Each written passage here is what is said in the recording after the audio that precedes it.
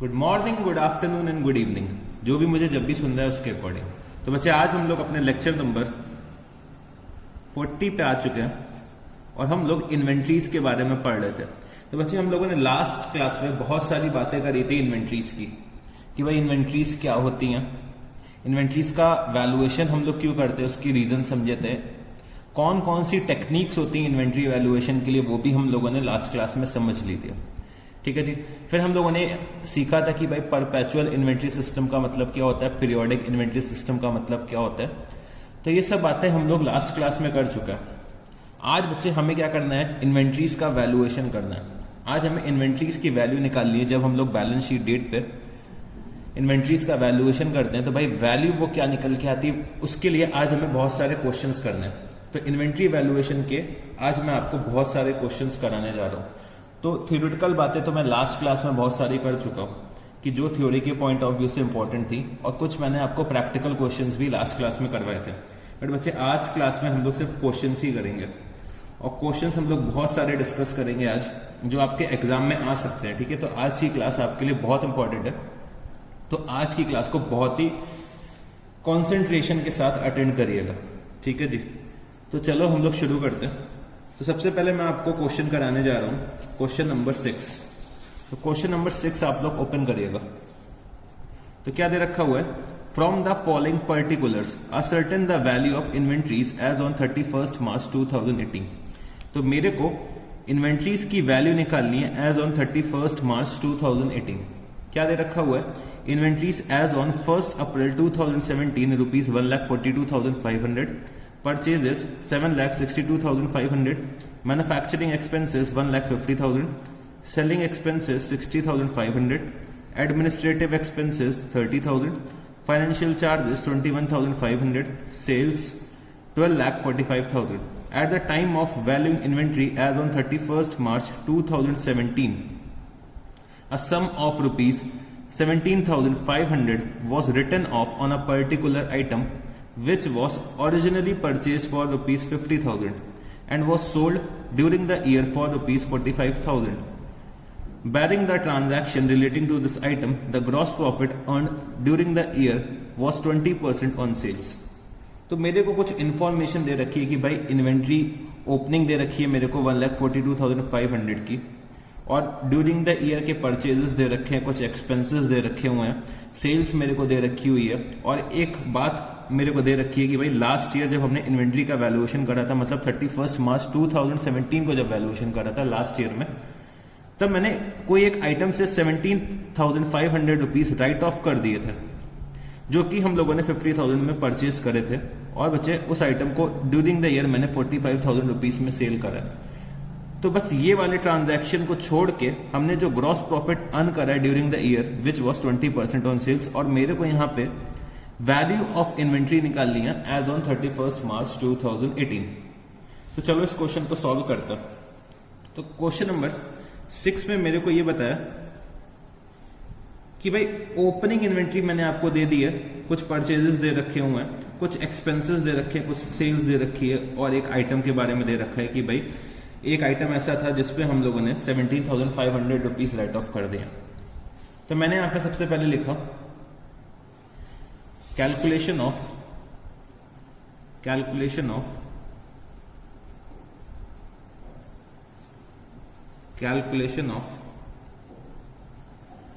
Value of inventory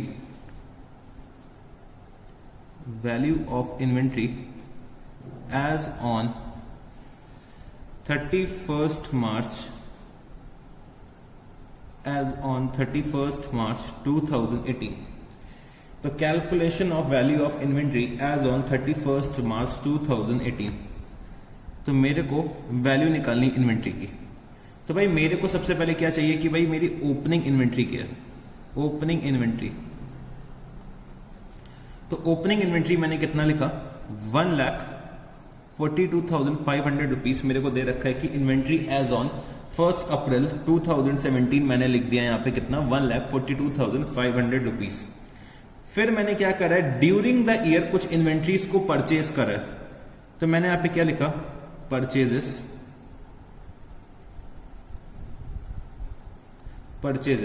तो भाई मैंने ड्यूरिंग द ईयर कितनी परचेज कर रखी है, ये मेरे को दे रखा है 7,62,500 रुपीज।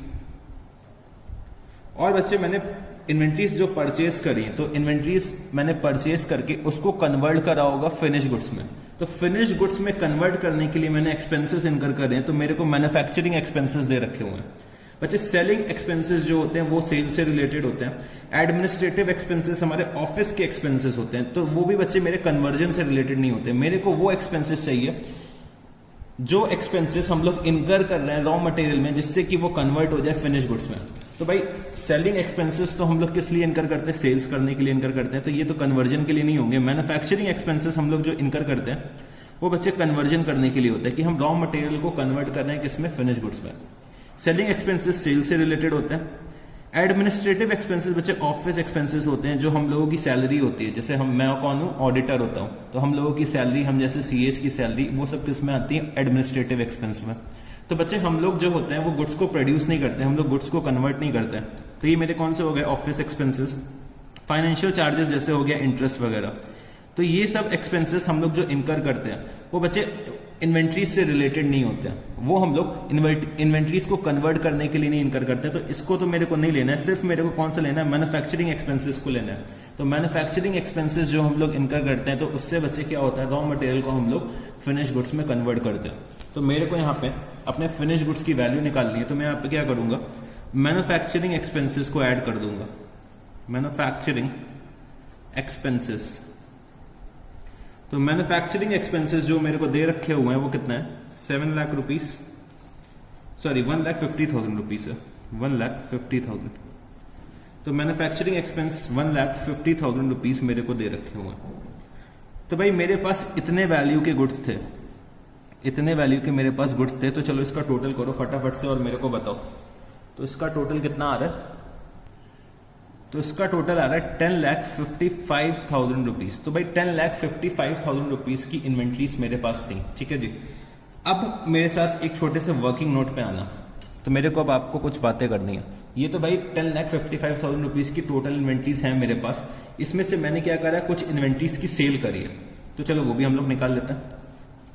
तो मैंने यहाँ पे लिखा वर्किंग नोट, वर्किंग नोट और नंबर 1, ठीक है जी। तो क्वेश्चन में बच्चे मेरे को ये दे रखा हुआ है कि 12,45,000 रुपीज की मैंने टोटल सेल्स करी है। सेल्स मैंने कितने की कर रखी है, 12,45,000 रुपीज। तो भाई 12,45,000 रुपीज की सेल्स करी है, उसमें से मेरे को क्वेश्चन में ये दे रखा हुआ है कि जो हमने 45,000 रुपीज की सेल करी है वो किसकी करी है, एबनॉर्मल आइटम की करी है। ये मेरे को क्वेश्चन में दे रखा हुआ है कि जो हमने सेल करी है 45,000 रुपीज की एबनॉर्मल आइटम की करी है। तो मेरे नॉर्मल आइटम्स की सेल कितनी आ जाएगी, 12 लाख रुपीज। ये मेरे नॉर्मल आइटम की सेल आ जाएगी। तो नॉर्मल आइटम्स में मेरे को ग्रॉस प्रॉफिट कितना दे रखा हुआ है, 20% ऑन सेल्स। तो मैंने यहां पे क्या लिखा, इनटू 20%। तो मेरा प्रॉफिट कितना आ जाएगा, 2,40,000 रुपीज। तो ये तो मेरा क्या आ गया, ग्रॉस प्रॉफिट। तो मेरी कॉस्ट ऑफ गुड्स सोल्ड क्या आएगी, कॉस्ट ऑफ गुड्स सोल्ड। तो 12 लाख माइनस 2,40,000 रुपीज। तो मेरा कॉस्ट ऑफ गुड्स सोल्ड आ रहा है 9,60,000 रुपीज, ठीक है जी। मेरा कॉस्ट ऑफ गुड्स सोल्ड कितना आ जाएगा, 9,60,000 रुपीज। फिर बच्चे ये जो 45,000 रुपीज की सेल्स करी है, तो 45,000 रुपीज की जो मैंने ये एबनॉर्मल आइटम की सेल करी है, इसकी प्राइस क्या दे रखी है भाई, 50,000 रुपए का ये आइटम था। बट 50,000 में से हम लोग 17,500 रुपीज ऑलरेडी राइट ऑफ कर चुके हैं। 50,000 में से हम लोग 17,500 राइट ऑफ कर चुके हैं। तो अब उसकी वैल्यू कितनी बची, 32,500 रुपीज की वैल्यू बची। तो भाई जो ये 45,000 के आइटम, मतलब 45,000 रुपीज की जो हम लोगों ने सेल्स करी है, तो उसकी वैल्यू जो हमारे बुक्स में थी वो बच्चे कितनी आ रही थी, तो 32,500 रुपीज उसकी वैल्यू मेरे बुक्स में आ रही थी। तो भाई मैंने कितने के गुड्स टोटली सेल करें, तो मैंने यहाँ पे क्या देखा कि भाई 9,60,000 प्लस 32,500, 50,000 के जो ये गुड्स थे भाई 17,500 तो हम इसमें राइट ऑफ कर चुके हैं लास्ट ईयर ही। तो आज के दिन में ये इन्वेंट्री जो मेरे बुक्स में आ रही होगी वो कितने पे आ रही होगी, 32,500 पे, और इसको मैंने सेल कितने पे करा है, 45,000 रुपीज पे करा। तो हम लोगों ने कितने के गुड्स सेल करें, 9,60,000 प्लस 32,500, मतलब मैंने 9,60,000 वाले गुड्स 12 लाख में सेल करें और 32,500 वाले गुड्स 45,000 में सेल करें। तो बच्चे ये जो मैंने जितने भी फिगर्स लिख रखी है ये सब किस पे लिखी, कॉस्ट पे लिखी है। तो मेरे को इससे कॉस्ट ही तो लिस्ट करनी पड़ेगी, मैं इससे सेल्स थोड़ी ना लिस्ट कर सकता हूँ। तो मेरे को सबसे पहले क्या करना पड़ा, अपना कॉस्ट निकालना पड़ा कि भाई जितने की मैंने सेल्स करी है तो भाई इन गुड्स की कॉस्ट क्या है। तो कॉस्ट मैंने निकाली, कॉस्ट से मैं कॉस्ट लिस्ट करूंगा। तो यहाँ पे टोटल निकालो कि भाई कितना आएगा, 9,60,000 प्लस 32,500। तो मैं यहाँ पे क्या लिख सकता हूँ, 9,92,500 रुपीज के गुड्स को मैंने सेल करा है। कितने पे सेल करा है, 12,45,000 रुपीज पे सेल करा है। तो इसको मेरे को अब लेस करना है। तो मैंने यहाँ पे क्या लिखा, minus cost of goods sold. तो मैं चाहूं तो इकट्ठा दिखा सकता हूं, मैं चाहूं तो अलग अलग भी दिखा सकता हूं। तो चलो मैं अलग अलग दिखा देता हूं। तो मैंने यहाँ पे क्या लिखा, नॉर्मल गुड्स। तो नॉर्मल गुड्स की कॉस्ट ऑफ गुड्स सोल्ड कितना आ रहा है, 12 lakh rupees, sorry 9,60,000 rupees, 9,60,000 rupees. और बचे एबनॉर्मल गुड्स की कॉस्ट ऑफ गुड्स सोल्ड कितनी आ रही है, 32,500। तो ये टोटल कितना हो जाएगा, 9,92,500। तो मेरे पास इन्वेंट्रीज एज ऑन 31 मार्च 2018 कितनी बचेगी। इन्वेंट्रीज एज ऑन 31 मार्च 2018 मेरे पास कितनी बचेगी। तो फटाफट से लेस करके मेरे को बताओ। तो सर ये आ रहा है 62,500 रुपीज की मेरे पास इन्वेंट्रीज होंगी 31 मार्च 2018 में। तो बच्चे ये वैल्यू जो होगी वो मैं बैलेंस शीट में ले जाऊंगा, अपने ट्रेडिंग अकाउंट पे ले जाऊंगा। ठीक है जी। तो ये क्वेश्चन भी बच्चे हम लोगों ने सॉल्व कर लिया। तो क्वेश्चन नंबर 6 हमने यहाँ पे सॉल्व कर लिया। तो हमें यहाँ पे क्या निकालना था, 31 मार्च को इन्वेंट्री की वैल्यू निकालनी थी। मेरे को ओपनिंग इन्वेंट्री दे रखी थी, मेरे को परचेजेस दे रखे थे, मेरे को मैन्युफैक्चरिंग एक्सपेंस दे रखे थे कि भाई मैंने जो परचेज करी है रॉ मटेरियल की तो उसको मेरे को फिनिश गुड्स में कन्वर्ट करना है। तो बच्चे मेरे को मैन्युफैक्चरिंग एक्सपेंसेस लेने पड़ेंगे। फिर मैंने ये निकाला कि भाई कितने गुड्स मैंने सेल करे तो उनकी कॉस्ट क्या है, जो मैंने गुड्स सेल करे उनकी कॉस्ट क्या है। तो मेरे को प्रॉफिट पता था, मेरे को प्रॉफिट पता था नॉर्मल गुड्स का। तो मैंने क्या करा, 12 लाख माइनस 2,40,000। अब नॉर्मल गुड्स के बारे में मेरे को इन्फॉर्मेशन दे रखी है कि भाई उनको जब मैंने परचेज करा था वो 50,000 रुपीज के थे, बट मैंने उसे लास्ट ईयर राइट ऑफ करा है 17,500 रुपीज, उनमें से राइट ऑफ करें तो आज के दिन पे उनकी कॉस्ट क्या होगी, 32,500। तो मैंने कॉस्ट ऑफ गुड्स सोल्ड निकाला और उसमें से मैंने क्या करा, ये वाली वैल्यू लिस्ट कर दी। तो मेरे को पता क्या चल गया, इन्वेंट्रीज एज ऑन 31 मार्च 2018। तो बच्चे हम लोगों ने क्वेश्चन नंबर 6 सॉल्व कर लिया। अब हम लोग चलते हैं अपने नेक्स्ट क्वेश्चन पे। तो चलो बच्चे अब हम लोग आते हैं क्वेश्चन नंबर 8 पे। तो क्या दे रखा हुआ है, a trader prepare his accounts on 31 March each year due to some unavoidable reasons no inventory taking could be possible till 15th April 2018 on which date the total cost of goods in his godown came to rupees 5 lakh. The following facts were established between 31st March and 15th April 2018. तो क्या दे रखा हुआ है, sales rupees 4,10,000 including cash sales कितना 1 लाख रुपए, purchases rupees 50,340 including cash purchases 19,900, sales return is rupees 10,000, goods are sold by the trader at a profit of 20% on sales. You are required to ascertain the value of inventory as on 31st March 2018.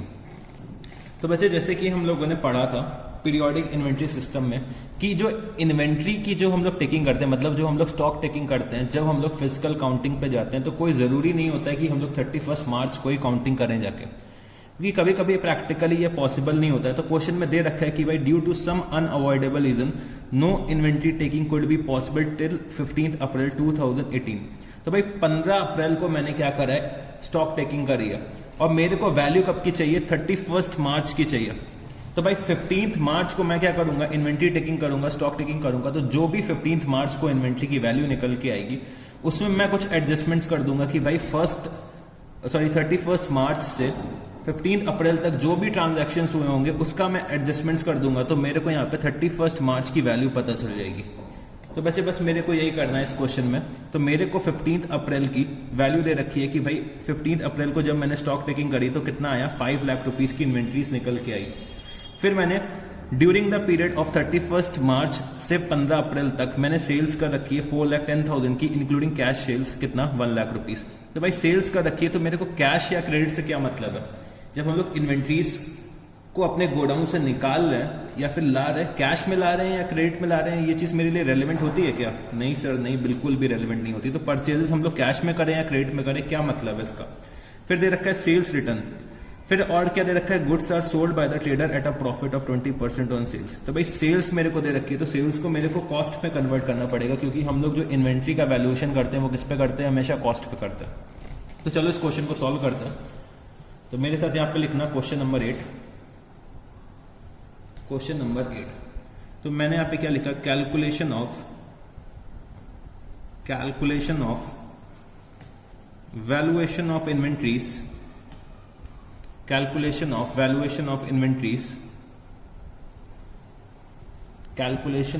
valuation of inventories as on 31st March 2017। तो as on 31st March 2017।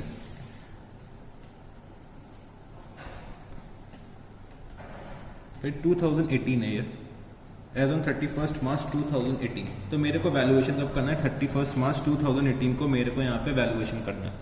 तो मेरे को 15 अप्रैल की value दे रखी है, तो मैंने यहाँ पे क्या लिखा, value of inventory as on 15 April 2018। तो मेरे को वैल्यू जो दे रखी हुई है 15 अप्रैल 2018 की, वो कितनी दे रखी हुई है, वो सर दे रखी है आपको 5 लाख रुपीस। वो मैंने यहाँ पे लिख दिया। अब 15 अप्रैल की वैल्यू दे रखी है। अब समझने की कोशिश करना बच्चे, ये मेरा 31 मार्च है और ये मेरा क्या है 15 अप्रैल, ये है 31 मार्च। तो भाई 31 मार्च से जब मैं 15 अप्रैल गया होगा, मतलब मैंने 31 मार्च का वैल्यूएशन निकालना और मेरे को 15 अप्रैल का वैल्यूएशन दे रखा हुआ है। तो भाई 31 मार्च में मैंने कुछ परचेजेस करी होंगी, तो 31 मार्च से 15 अप्रैल तक कुछ परचेजेस करी होंगी, फिर कुछ सेल्स करी होगी, तब जाके ये मेरा यहाँ पे निकल के आया होगा 15 अप्रैल का बैलेंस। तो अब मेरे को 15 अप्रैल से 31 मार्च जाना है, तो मैं क्या करूंगा, सेल्स को ऐड कर दूंगा और परचेजेस को लेस कर दूंगा। मेरे को अगर 31 मार्च से 15 अप्रैल जाना होता तो मैं क्या करता था, ओपनिंग में निकालता था मेरी की 31 मार्च में कितनी इन्वेंट्रीज है, उसके बाद मैंने कितना परचेज करा है, फिर मैंने कितना सेल्स करा है, तो मेरे को 15 अप्रैल की वैल्यू पता चल जाती थी। बट अब की बार क्या हो रहा है भाई, 15 अप्रैल की वैल्यू दे रखी है और मेरे को 31 मार्च निकालना है। तो भाई जितनी भी परचेजेस करी होंगी वो मैं लेस कर दूंगा और जितनी भी सेल्स करी होंगी वो मैं क्या करूंगा, ऐड करूंगा। तो मेरे को कब का चाहिए, 31 मार्च का चाहिए। चलो मैं एक और तरीके से इसको समझाने की कोशिश करता हूं। तो यहां पे मेरे साथ आना, एक छोटा सा ऐसे मैंने वर्किंग नोट लिख दिया। तो मेरे को वैल्यू कब की चाहिए, 31 मार्च की चाहिए, और मेरे को दे कब की रखी है, 15 अप्रैल की। अब समझने की कोशिश करना, ये क्या है, मेरा स्टोर है। स्टोर में मेरे को 31 मार्च की वैल्यू निकालनी है, ठीक है जी, 31 मार्च की वैल्यू निकालनी है और मेरे को दे कब की रखी है, 15 अप्रैल की दे रखी है। तो 31 मार्च की वैल्यू निकालने के लिए मेरे को क्या करना पड़ेगा भाई, स्टोर में जितना भी मटेरियल होगा, कुछ मटेरियल मैंने सेल करा होगा, तो भाई जो सेल करा है वो मेरे स्टोर से निकल गया। जो सेल करा है 31 मार्च से 15 अप्रैल के बीच में, वो मेरे स्टोर से निकल गया ना। तो भाई निकल गया तो मेरे को इसको वापस लाना पड़ेगा 31 मार्च की कैलकुलेशन के लिए। और जो मैंने परचेज करा है, तो परचेज मतलब मेरा क्या है, इनपुट है। 31 मार्च के बाद जितना भी मैंने परचेज करा है, तो मेरा क्या होगा, मटेरियल बढ़ गया होगा, तो वो तो मेरे को लेस करना पड़ेगा ना। मेरे को 31 मार्च का वैल्यूएशन चाहिए। तो 31 मार्च से लेकर 15 अप्रैल तक जितने भी ट्रांजैक्शंस होंगे उसको मेरे को क्या करना है, एलिमिनेट करना है। तो एलिमिनेट करने के लिए समझने की कोशिश करना, जितनी भी सेल्स करी होगी तो वो मेरे गोडाउन से बाहर जा रहा है मटेरियल, तो वो तो मेरे को क्या करना पड़ेगा, ऐड करना पड़ेगा, क्योंकि मेरे को 31 मार्च की वैल्यू चाहिए। और जो मैं परचेज करके ला रहा हूं, तो इससे मेरा क्या हो रहा है, मेरा गोडाउन का मटेरियल बढ़ रहा है, इंक्रीज हो रहा है, तो ये मेरे को क्या करना पड़ेगा, लेस करना पड़ेगा। तो चलो अब हम लोग यही करते हैं। तो मेरे को क्या दे रखा है, मेरे को ये दे रखा हुआ है क्वेश्चन में कि जो हम लोगों ने सेल्स करी है 4,10,000 रुपीज में करी है, सेल्स करी है वो कितने पे करी है, 4,10,000 रुपीज की सेल्स करी है, और मेरे को सेल्स रिटर्न दे रखा हुआ है 10,000 रुपीज का। तो नेट में मैंने कितने सेल्स कर रखी है, नेट सेल्स मेरी कितनी आएगी, 4 लाख रुपए की। तो भाई मेरे को क्या चाहिए, कॉस्ट चाहिए, सेल्स वैल्यू थोड़ी ना चाहिए। तो सेल्स को मेरे को किस में कन्वर्ट करना पड़ेगा, कॉस्ट में करना पड़ेगा, क्योंकि हम लोग जो इन्वेंट्रीज का ट्रीटमेंट करते हैं वो किस पे करते हैं, कॉस्ट पे करते हैं। तो चलो अब हम लोग कॉस्ट निकालने की कोशिश करते हैं। तो सबसे पहले मैंने यहाँ पे क्या लिखा, add cost of goods sold during the period, cost of goods sold during the period between 31st March to 15th April। तो मेरे को कॉस्ट ऑफ गुड्स सोल्ड निकालना है। तो सबसे पहले मेरे को यहाँ पे क्या दे रखा हुआ है, सेल्स दे रखी हुई है। तो सेल्स मेरे को कितनी दे रखी है कि भाई 4,10,000 रुपीज की मैंने सेल्स करी है और 10,000 रुपीज का सेल्स रिटर्न है। तो नेट सेल्स मैंने कितनी कर रखी है, 4 लाख रुपीज की नेट सेल्स मैंने कर रखी है। तो भाई सेल्स तो भाई सेलिंग वैल्यू पे, सेल्स वैल्यू पे मेरे को क्या चाहिए, कॉस्ट ऑफ गुड्स सोल्ड चाहिए। तो मेरे को इसमें से क्या करना पड़ेगा, ग्रॉस प्रॉफिट लेस करना पड़ेगा। तो ग्रॉस प्रॉफिट जो मेरे को बता रखा है वो कितना बता रखा है, 20% ऑन सेल्स। तो 20% जो मेरे को निकालना पड़ेगा, तो 4 लाख का 20% अगर मैं निकालता हूं तो ये आ रहा है कितना, 80,000 रुपीज। तो ये मेरा कितना हो जाएगा, 3,20,000 रुपीज का कॉस्ट ऑफ गुड्स सोल्ड हो गया। इसमें से मैं लेस क्या कर दूंगा, अपनी परचेजेस। तो purchases during the period,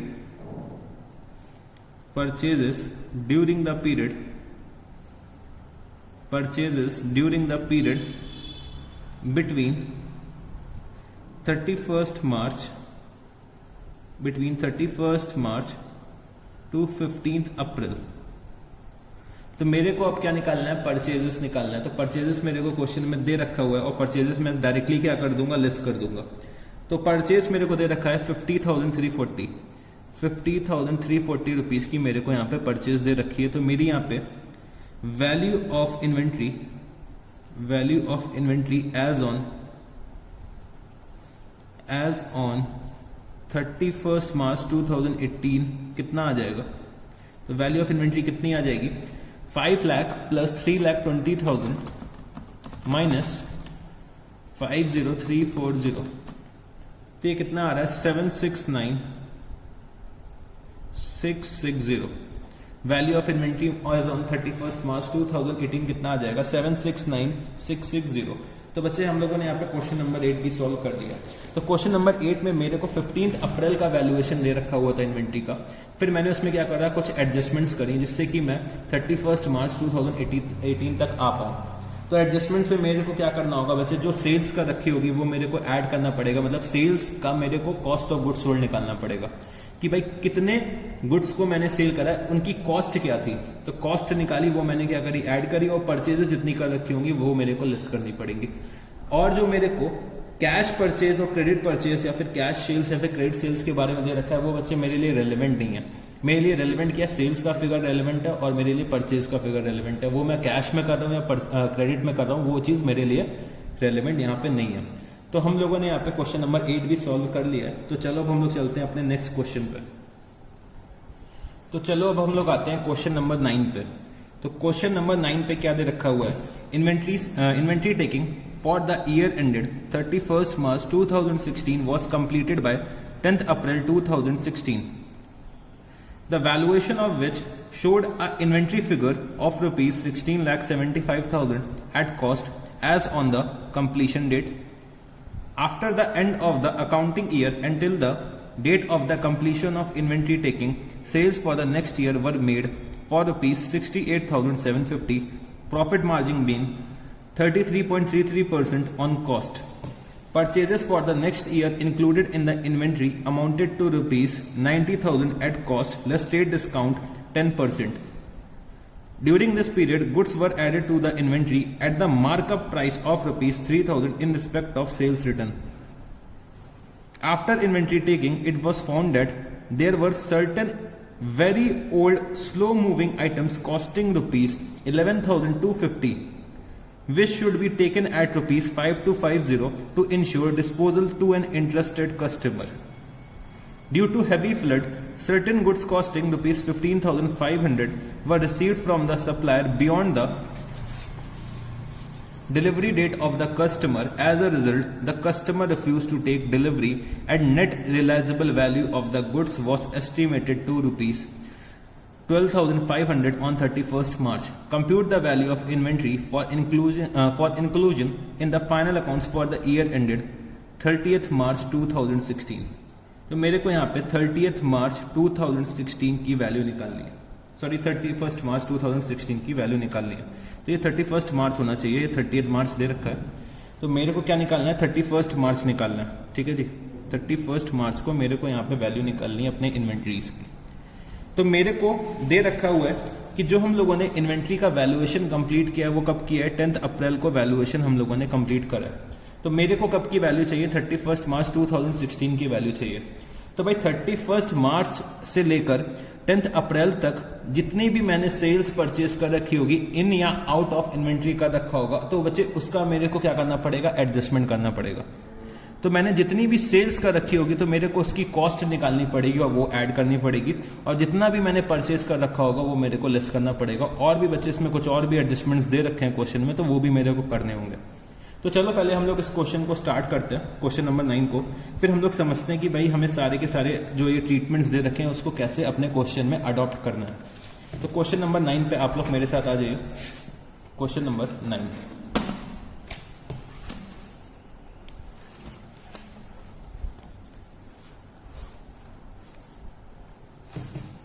question number 9, तो मेरे को यहाँ पे निकालना है valuation of inventory, calculation of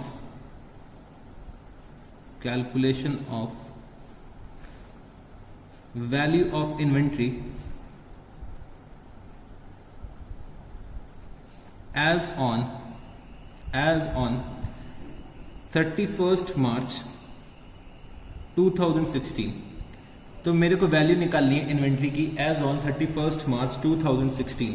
ठीक है जी, तो मेरे को जो वैल्यू दे रखी हुई है वो कब की दे रखी हुई है, 10 अप्रैल की दे रखी है। तो मैंने यहाँ पे क्या लिखा, value of inventory as on value of inventory as on 10th April, value of inventory as on 10th April 2016।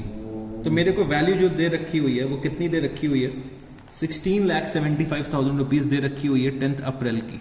अब मेरे को इस वैल्यू पे क्या करना है, कुछ एडजस्टमेंट्स करने पड़ेंगे। तो मेरे को 10th अप्रैल की वैल्यू दे रखी है और 10th अप्रैल से मेरे को कहाँ पे आना है, 31st मार्च को आना है। मेरे को 10th अप्रैल की वैल्यू दे रखी है और मेरे को कहाँ पे आना है, 31st मार्च को आना है। तो मेरे को जितने भी परचेजेस दे रखी होंगी, परचेजेस को क्या करना पड़ेगा, लेस करना पड़ेगा, और जो सेल्स दे रखी होगी तो सेल्स की मेरे को कॉस्ट निकालनी पड़ेगी, कॉस्ट ऑफ गुड्स सोल्ड निकालना पड़ेगा, और वो बच्चे मेरे को यहाँ पे क्या करना पड़ेगा, ऐड करना पड़ेगा। तो मेरे को यहाँ पे क्या निकालना है, कॉस्ट ऑफ गुड्स सोल्ड। तो कॉस्ट ऑफ गुड्स सोल्ड को मेरे को ऐड करना है। तो cost of goods sold during the period, cost of goods sold during the period between 31st March two 10th April, 31st March two 10th अप्रैल। तो सबसे पहले मेरे को ये पता होना चाहिए कि भाई सेल्स हमने कितनी करी थी। तो बच्चे जो सेल्स मेरे को यहाँ पे दे रखी है, तो सेल्स दे रखी है कितनी, 68750 की मैंने सेल्स करी है, और मेरे को यहाँ पे 3,000 रुपए का सेल्स रिटर्न दे रखा है। तो मैंने नेट सेल्स कितनी करी होगी, 68750 माइनस 3000। सेल्स मैंने करी है 68750 की, और मैंने सेल्स रिटर्न जो रिसीव करी है वो कितने की करी है, 3000 रुपीज की। तो सेल्स रिटर्न के बारे में यहाँ पे क्या दे रखा है कि ये मार्कअप प्राइस पे दे रखा है, मतलब इसमें प्रॉफिट शामिल है। तो ये भी क्या सेल्स वैल्यू पे है और ये भी सेल्स वैल्यू पे है। तो मैंने नेट सेल्स कितनी करी होगी, 68750 माइनस 3000 रुपीज, तो ये आ रहा है 65750। तो मैंने सेल्स कितने की, नेट सेल्स कितने की करी है, 65750 की करी है। तो सेल्स माइनस रिटर्न्स। तो मेरे को इसका कॉस्ट ऑफ गुड्स सोल्ड निकालना है। तो मेरे को यहाँ पे लेस क्या करना पड़ेगा, ग्रॉस मार्जिन। ग्रॉस मार्जिन जो मेरे को दे रखा हुआ है 33.33% ऑन कॉस्ट है, मतलब 1/3 ऑन कॉस्ट है। अगर 1/3 ऑन कॉस्ट होता है तो बच्चे 1/4 ऑन सेल्स होता है। तो मैंने यहाँ पे क्या लिखा 1/4 ऑफ सेल्स। तो 65750 को अगर हम लोग 4 से डिवाइड करते हैं, 65750 को अगर हम लोग 4 से डिवाइड करते हैं तो जो ये मेरा मार्जिन आ रहा है वो कितना आएगा, तो ये आ रहा है मेरा 16438, 16438। तो मेरा कॉस्ट ऑफ गुड्स सोल्ड कितना आ जाएगा 65750 माइनस 16438। तो मेरा कॉस्ट ऑफ गुड्स सोल्ड आ रहा है 49312। फिर बच्चे मेरे को इसमें से लेस क्या करना पड़ेगा, लेस इसमें से मेरे को करना पड़ेगा कि भाई जो ड्यूरिंग द ईयर मैंने परचेजेस कर रखी है वो मेरे को यहाँ पे लेस करनी पड़ेंगी। तो मैंने यहाँ पे लिखा purchases during the period, purchases during the period between, purchases during the period between 31st March two 10th अप्रैल। तो जितनी भी मैंने परचेजेस कर रखी है 31st मार्च से लेकर 10th अप्रैल तक, वो मेरे को यहाँ पे क्या करना पड़ेगा, लेस करना पड़ेगा। तो परचेजेस मेरे को दे रखा है कि भाई 90,000 रुपीज की परचेजेस एट कॉस्ट करी थी जिसमें 10% का ट्रेड डिस्काउंट था। तो 90,000 माइनस 10% क्या हो जाएगा मेरा ट्रेड डिस्काउंट। तो मैंने नेट कॉस्ट कितने पे परचेज करी है, मैंने 81,000 रुपीज पे परचेज करी होगी। मेरी जो नेट परचेज प्राइस आएगी वो कितना आएगा 81,000, 90,000 माइनस 10% मतलब 9,000 रुपीज। तो 81,000 रुपीज की मैंने क्या करी होगी, परचेजेस करी होगी। फिर मेरे को क्वेश्चन में क्या दे रखा हुआ है, तो चलो वो भी हम लोग अब रीड करते हैं। तो मेरे को यहाँ पे दे रखा है कि after inventory taking it was found that there were certain very old slow moving items. तो मेरे पास बहुत स्लो मूविंग आइटम्स होंगे, मतलब स्लो मूविंग आइटम्स का मतलब ये होता है कि जिनकी सेल्स जल्दी नहीं होती। एक होते हैं फास्ट मूविंग आइटम्स, एक होते हैं स्लो मूविंग आइटम्स। तो स्लो मूविंग आइटम्स मेरे वो आइटम्स होते हैं जिनकी सेल्स जल्दी नहीं हो पाती, जिनका सेल्स करने में मेरे को बहुत मेहनत करनी पड़ती है, सेल्स करने में बहुत टाइम लगता है। तो वो मेरे होते हैं slow moving items. Fast moving items मेरे वो आइटम्स होते हैं कि भाई मैं परचेज करके लाया और बहुत जल्दी इसकी सेल हो जाती है, तो जिसमें बहुत ज़्यादा टाइम नहीं लगता है, परचेज और सेल के बीच में बहुत ज़्यादा दिन नहीं होते। बट स्लो मूविंग आइटम्स मेरे वो आइटम्स होते हैं जिनकी सेल्स करने में मेरे को एक कंसिडरेबल एफर्ट करना पड़ता है और एक कंसिडरेबल टाइम लगता है जिसको सेल करने में। तो उसकी कॉस्ट मेरे को क्या दे रखा है 11,250, which should be taken at ₹5250 to ensure disposal to an interested customer. तो मेरे को उसकी कॉस्ट क्या दे रखी है स्लो मूविंग आइटम की 11,250 की, बट हमें क्वेश्चन में ये बता रखा है कि भाई जो इसकी नेट रियलाइजेबल वैल्यू है वो कितनी है 5250 है, to ensure disposal to an interested customer. तो 11,250 का आइटम इसमें इंक्लूडेड होगा, जो ये 16,75,000 रुपीज है, इसमें 11,250 रुपीज ऑलरेडी इंक्लूडेड है, ये क्वेश्चन में मेरे को दे रखा है। बट मेरे को नेट रियलाइजेबल वैल्यू कितनी बता दी गई है 5250। तो हम लोग इन्वेंट्री का valuation as per accounting standard 2 हम लोग किस पे करते हैं, एट कॉस्ट और net realisable value whichever is lower. तो मेरी नेट रियलाइजेबल वैल्यू कम है और मेरी कॉस्ट ज्यादा है, तो मेरे को वैल्यूएशन किस पे करना चाहिए अपनी इन्वेंट्री का 5250 पे। बट मैंने कर कितने पे रखा है 11,250 पे। तो मेरे को अब इसको सही करना है, मतलब मैंने 11,250 पे शो कर रखा है, मेरे को इसको 5250 पर लेकर आना है। तो अगर मैं 11,250 में से 5250 को अगर लेस करता हूं तो मेरे को पता चल जाएगा कि भाई कितना डिफरेंस है, उतना मैं लेस कर दूंगा। तो चलो अब हम लोग वर्किंग नोट पे आते हैं। वर्किंग नोट,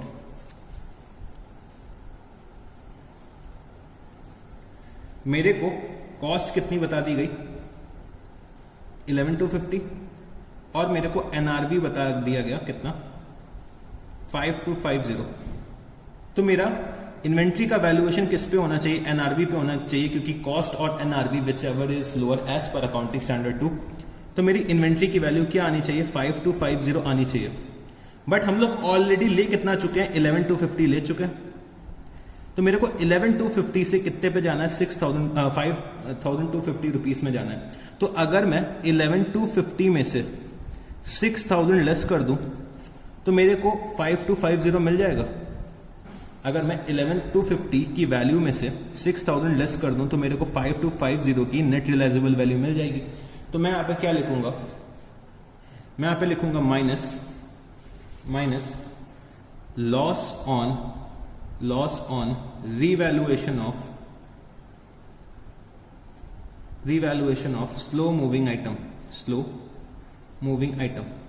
तो मेरे को किस वैल्यू पे लेना है 5250 पे लेना है, तो 11250 पे मैं ऑलरेडी ले चुका हूँ, एट कॉस्ट पे आ रहा है, एट कॉस्ट पे यहाँ पे जुड़ा है, मतलब 16,75,000 रुपीज में 11250 ऑलरेडी इंक्लूडेड है। तो मेरे को इसको कितने पे लेकर आना है, 11250 को मेरे को लेकर आना है 5250 पे। तो मैं कितना लेस कर दूंगा, 6000 रुपीज लेस कर दूंगा। तो मैंने यहाँ पे क्या लिखा, 5250। तो मैंने अगर 6000 रुपीज में लेस कर देता हूँ 11250 में से, तो मेरा एनआरबी निकल के आ जाएगा 5250। तो 5250 की वैल्यू आ जाएगी। ठीक है जी। तो मैंने यहाँ पे क्या करा, loss on revaluation of slow moving item. फिर मेरे को क्वेश्चन में क्या दे रखा है, वो भी हम लोग चलो रीड करते हैं। तो ड्यू टू हैवी फ्लड, भाई बाढ़ आ गई, due to heavy flood certain goods costing rupees 15,500 were received from the supplier. तो 15,500 रुपए के गुड्स मैंने सप्लायर से खरीदे होंगे, तो beyond the delivery date of customer. तो भाई मैंने क्या सोचा कि मैं गुड्स सप्लायर से खरीदता हूं, मेरे को कस्टमर को डिलीवर कब करना था, मेरे को कस्टमर को डिलीवर करना था फॉर एग्जांपल आप लोग ले लो 15 अप्रैल को। ठीक है, मैंने क्या करा, बायर से गुड्स परचेज करे, मतलब सेलर से गुड्स परचेज करे। तो सेलर से जो हमने गुड्स परचेज करे, जो हमारा सप्लायर था, उसने बोला था कि हमें 10 अप्रैल तक वो डिलीवरी दे देगा। बट बच्चे क्या हो गया, बाढ़ आ गई, फ्लड आ गया। तो मेरे को डिलीवरी कब मिल रही है, 10 अप्रैल की जगह मेरे को डिलीवरी मिली 17 अप्रैल को। बट बच्चे कस्टमर को मेरे को कब देना था, 15 अप्रैल को देना था। तो जब मेरे को डिलीवरी 17 अप्रैल को मिली है, तो मैं 15 अप्रैल को कैसे कस्टमर को डिलीवरी दे सकता हूं। तो यही दे रखा है कि as a result the customer refuse to take delivery and net realisable value of the goods was estimated to be rupees 12,500 on 31 March. तो भाई जो गुड्स हमने रिसीव करे, 15,500 के गुड्स हमने रिसीव करे, किससे, सप्लायर से रिसीव करे। जो हमने परचेज करे थे वो कितने पे करे थे, 15,500 पे परचेज करे थे। तो भाई 15,500 पे जब परचेज करे, तो जब मैं 10 अप्रैल को इसका वैल्यूएशन कर रहा था, तो जब मैं इसका वैल्यूएशन कर रहा था, तो मैंने इसको 15,500 पे यहाँ पे ले लिया। ठीक है, मैंने क्या करा, 15,500 पे ले लिया। तो ये 10 अप्रैल बच्चे, बस आपको समझाने के लिए मैंने ये डेट ली थी कि इस पॉइंट को मैं आपको समझा चुकूँ, तो इस डेट से कोई रेलिवेंट नहीं है इस क्वेश्चन का। तो 15,500 हमने इसमें इंक्लूड कर लिया था 16,75,000 रुपीज में। ठीक है जी। तो भाई 15,500 की नेट रियलाइजेबल वैल्यू कितनी दे रखी हुई है, 12,500। तो हम लोग इन्वेंट्रीज का वैल्यूएशन एट कॉस्ट पे करते हैं या फिर net realisable value, whichever is lower. तो लोअर बच्चे कितना आ रहा है, 12,500। तो मैंने ऑलरेडी कितने पे ले रखा है, 15,500 इसमें इंक्लूड कर रखा है। तो मेरे को इसको अब लेकर कितने पे आना है, नेट रियलाइजेबल वैल्यू पे लेकर आना है। तो मैं यहाँ पे क्या माइनस करूंगा फिर से, तो reduction in value, reduction in value on account of default. तो हम लोगों ने डिफॉल्ट करा है डिलीवरी का, ऑन अकाउंट ऑफ डिफॉल्ट। तो मेरी कॉस्ट कितनी थी, 15,500 की कॉस्ट थी, और मेरी नेट रियलाइजेबल वैल्यू कितनी आ रही है, 12,500 की मेरी नेट रियलाइजेबल वैल्यू आ रही है। तो मेरे को रिडक्शन कितना करना पड़ेगा, 3,000 रुपीज़ का इसमें रिडक्शन करना पड़ेगा, क्योंकि भाई 15,500 रुपीज़ हम लोग ऑलरेडी इसमें इंक्लूड कर चुके हैं 16,75,000 की फिगर में। तो 16,75,000 की फिगर में 15,500 शामिल है, बट मेरे को वैल्यू कितने पे करना है, 12,500 पे। तो मेरे को क्या करना पड़ेगा, 3,000 रुपीज़ लेस करना पड़ेगा। तो अब मैंने क्या करा है, सारे के सारे आइटम्स का ट्रीटमेंट कर लिया है। तो मेरे यहाँ पे value of inventory as on 31 March निकल के आ जाएगी। तो मैंने यहाँ पे क्या लिखा, value of inventory, value of inventory as on 31 March 2016। तो चलो बच्चे फटाफट से आप लोग लेस करिएगा, 16,75,000 प्लस 49,312 माइनस 81,000 माइनस 9,000। तो ये मेरा आ रहा है 16,34,312 रुपीज। मेरी value of inventory as on 31 March 2016 कितनी आ जाएगी, 16,34,312 रुपीज। तो बच्चे हम लोगों ने यहाँ पे क्वेश्चन नंबर 9 भी सॉल्व कर लिया। तो क्वेश्चन नंबर 9 पे बच्चे मेरे को 2 पॉइंट्स नए देखने को मिले कि भाई जो ये हम लोग रिवैल्यूएशन कर रहे हैं स्लो मूविंग आइटम का, तो स्लो मूविंग आइटम्स मेरे वो आइटम्स होते हैं बच्चे जिनकी सेल करने के लिए मेरे को कंसिडरेबल टाइम लगता है और कंसिडरेबल एफर्ट लगती है। फास्ट मूविंग आइटम्स बच्चे मेरे वो आइटम्स होते हैं कि बस आए मेरे स्टोर्स में आए और तुरंत ही सेल्स हो गए, वो मेरे होते हैं फास्ट मूविंग आइटम्स जो बहुत जल्दी रिप्लेनिश हो जाते हैं।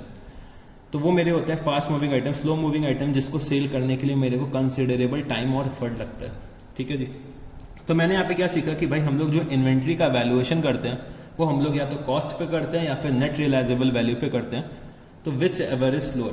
तो भाई हर दोनों ही केस में मेरी जो नेट रियलाइजेबल वैल्यू थी वो लोअर थी, तो मेरे को उसको अपने नेट रियलाइजेबल वैल्यू पे लाना पड़ा, तो उसको मेरे को लेस करना पड़ा। मतलब कॉस्ट से मैंने अगर एनआरवी लेस कर दी तो मेरे को पता चल गया कि मेरे को कितने से लेस करना है। तो 6,000 रुपीज़ अगर मैं रिड्यूस करता हूँ कॉस्ट से तो मेरे को एनआरवी मिल जाएगा, और अगर मैं 3,000 रुपीज़ रिड्यूस करता हूँ अपनी कॉस्ट से तो मेरे को क्या मिल जाएगा, एनआरवी मिल जाएगा सेकेंड केस में भी। तो यहाँ पे बच्चे हम लोगों ने अपना क्वेश्चन नंबर 9 सॉल्व कर लिया।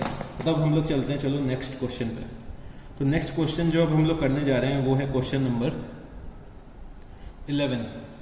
तो बच्चे क्वेश्चन नंबर 11 तो क्या दे रखा हुआ है, the profit and loss account of Hanuman showed a net profit of ₹6 lakh after considering the clothing stock of ₹3,75,000 on 31st March 2018. Subsequently, the following information was obtained from scrutiny of the from the scrutiny of the books. तो क्या दे रखा हुआ है, purchases for the year included ₹15,000 paid for new electrical fittings for the shop. Hanuman gave away goods valued at ₹40,000 as free samples for which no entry was made in the books of accounts. Invoices for goods amounting to ₹2,50,000 have been entered on 27th March 2018, but the goods were not included in stock. In March 2018, goods of ₹2 lakh sold and delivered were taken in the sales for April 2016. Goods costing ₹75,000 were sent on sale or return in March 2018 at a margin of profit of 33.1/3% on cost. Though approval was given in April 2018, these were taken as sales for March 2018. Calculate the value of stock as on 31st March 2018 and the adjusted net profit for the year ended on that date. तो मेरे को इस question में value of stock निकालनी है as on 31st March 2018, और बच्चे मेरे को यहाँ पे निकालना क्या है, एडजस्टेड नेट प्रॉफिट। तो जो मेरे को यहाँ पे नेट प्रॉफिट दे रखा है वो बच्चे गलत दे रखा है, तो मेरे को नेट प्रॉफिट में ये सारी एडजस्टमेंट्स इनकॉर्पोरेट करनी है और मेरे को एक सही नेट प्रॉफिट निकालना है जो एडजस्टेड नेट प्रॉफिट मेरे को निकालना है। तो मेरे को एक एडजस्टेड नेट प्रॉफिट इस क्वेश्चन में निकालना है और मेरे को यहाँ पे वैल्यू ऑफ स्टॉक निकालना है 31st March 2018। तो चलो पहले हम लोग क्या करते हैं, एडजस्टेड नेट प्रॉफिट निकालते हैं, फिर हम लोग अपना स्टॉक का वैल्यूएशन करेंगे। तो मेरे साथ यहाँ पे लिखना क्वेश्चन नंबर 11। क्वेश्चन नंबर 11 तो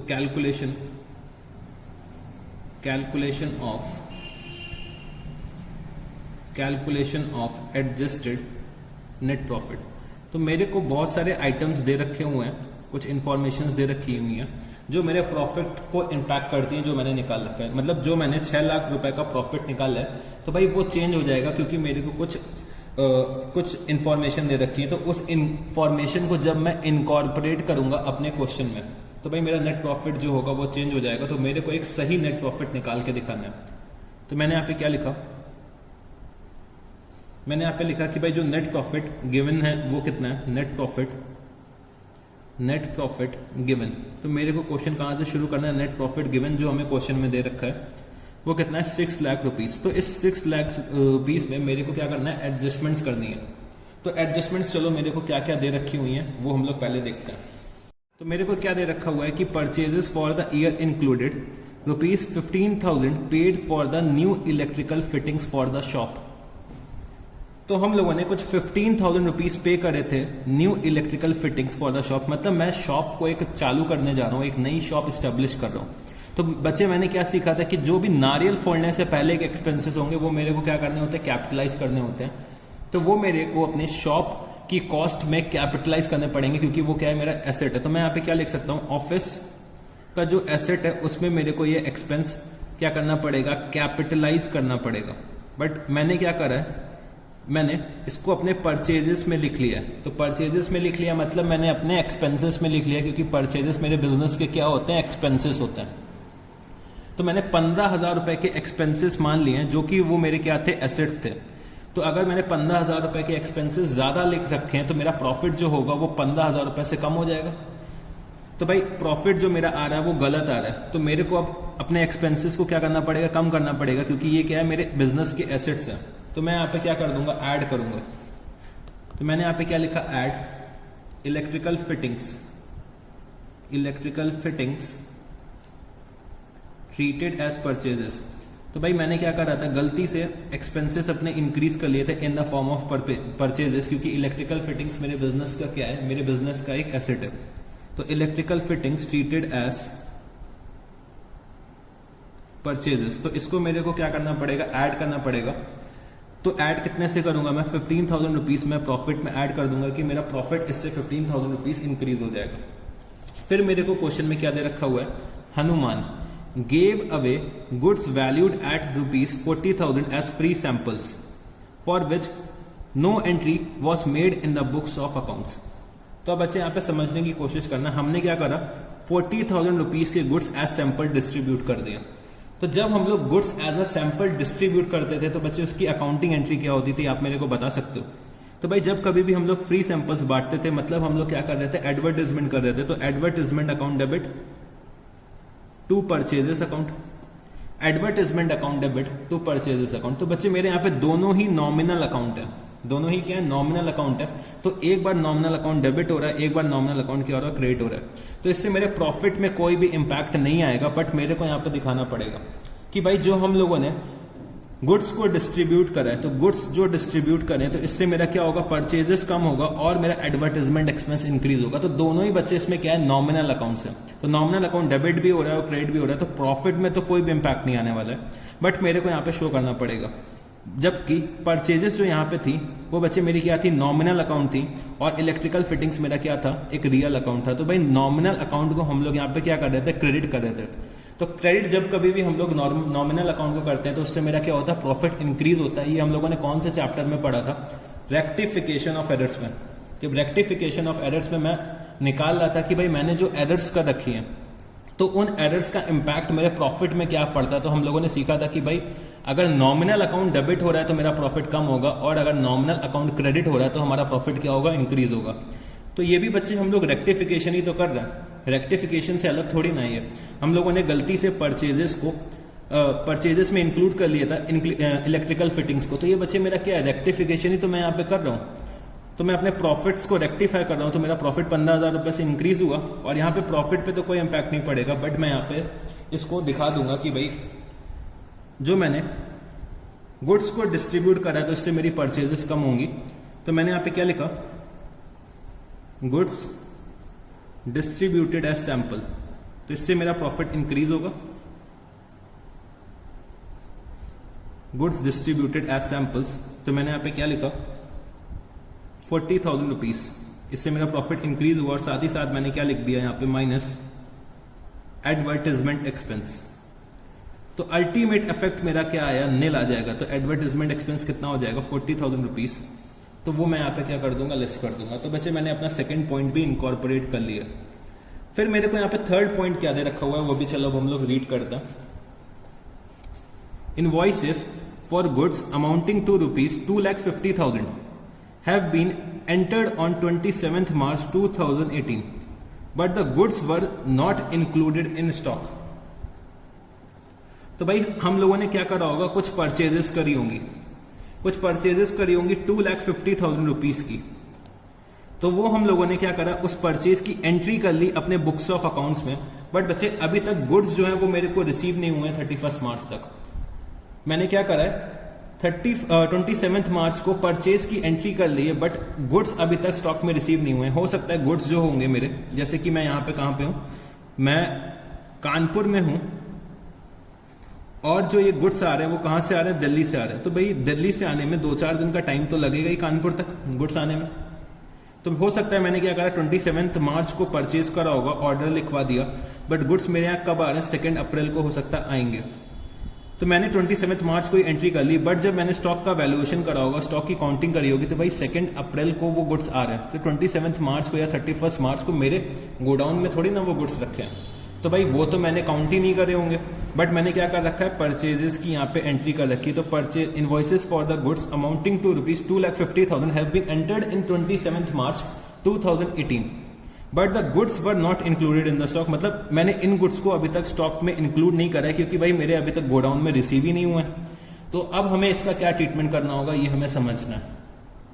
तो चलो अब हम लोग इसको समझने की कोशिश करते हैं। तो मेरे साथ यहाँ पे आ जाना एक वर्किंग नोट पे, तो मैं आपको इसको समझाने की कोशिश करता हूँ। भाई गुड्स को हमने परचेज करा तो हमने एक एंट्री मार दी होगी अपने बुक्स में, purchases account debit to cash account या फिर क्रेडिटर अकाउंट या सप्लायर अकाउंट। ये मैंने एंट्री मार दी होगी 27 मार्च को। तो मेरा परचेजेस तो क्या हो गया बच्चे, इंक्रीज हो गया। फिर जब हम लोग 31 मार्च को स्टॉक का वैल्यूएशन कर रहे होंगे, 31 मार्च को जब हम लोग फिजिकल काउंटिंग कर रहे होंगे, जब कभी भी हम लोग स्टॉक टेकिंग कर रहे होंगे, तो मैं अपने गोडाउन पे गया, तो गोडाउन पे जितने भी गुड्स रखे होंगे वो मैंने यहाँ पे क्या करा होगा, गिन लिए होंगे, और इसको गुड्स को मैंने मल्टीप्लाई करा होगा उसकी वैल्यू से, जो भी एक एवरेज प्राइस होगी, तो मेरे को वैल्यू पता चल जाएगी इन्वेंट्रीज की।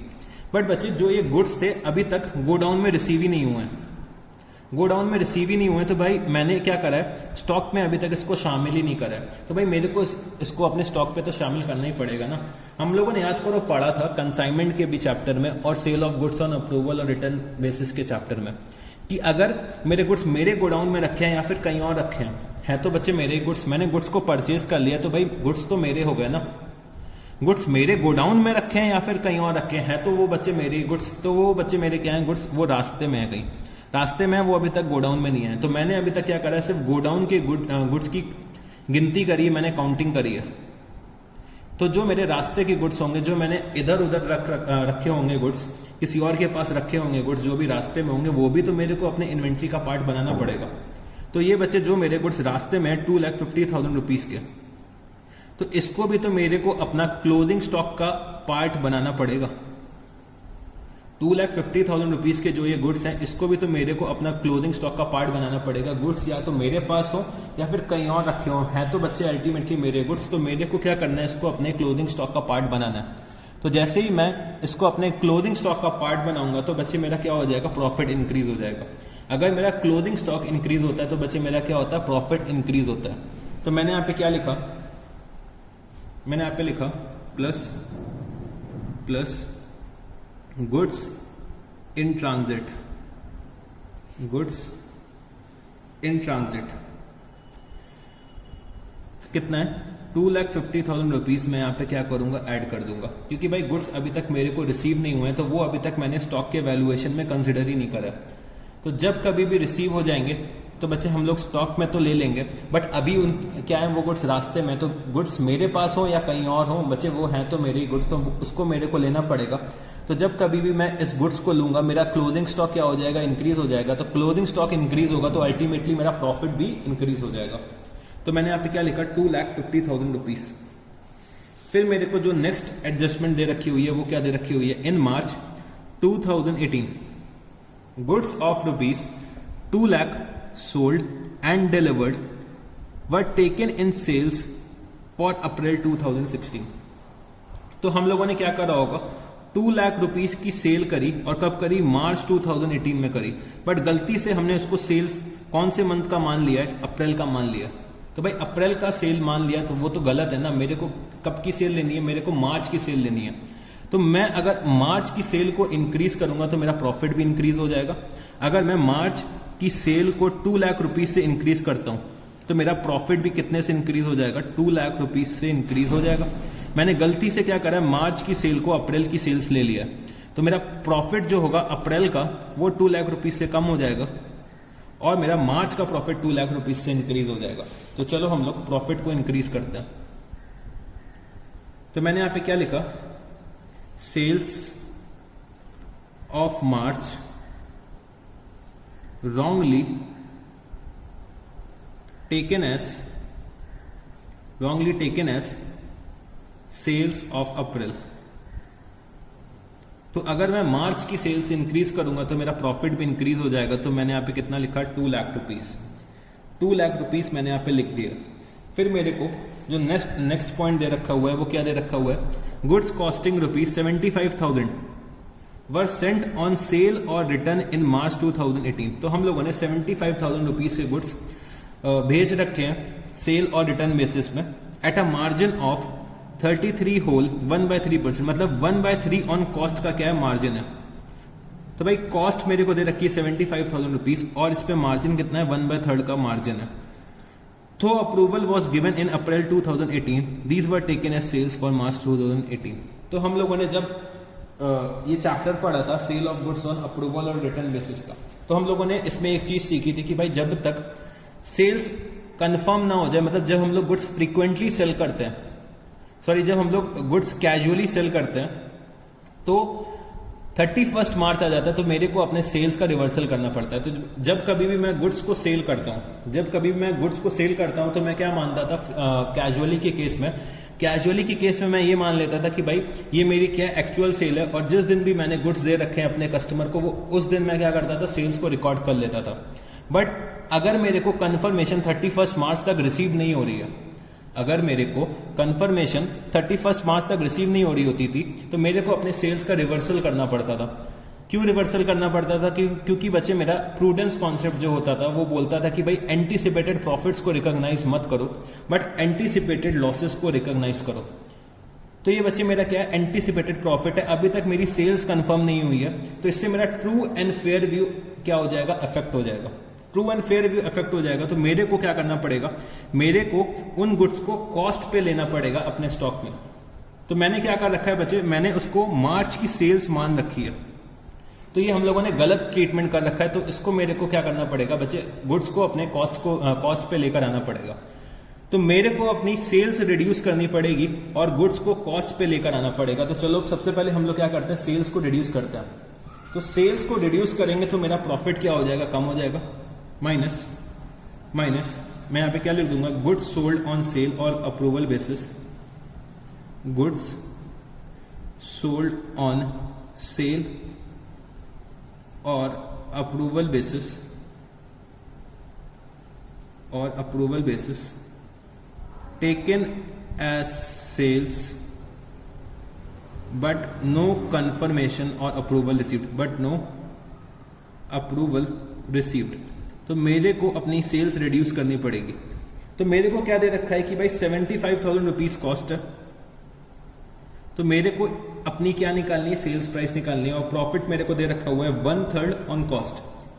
प्रॉफिट मेरे को कितना दे रखा हुआ है, 1/3 ऑन कॉस्ट। तो मैं इसमें क्या ऐड कर दूंगा, 1/3 इसमें ऐड करूंगा, तो मेरा सेल प्राइस कितना आ जाएगा, 1 लाख रुपीज। तो 1 लाख रुपीज से मेरा प्रॉफिट कम होगा।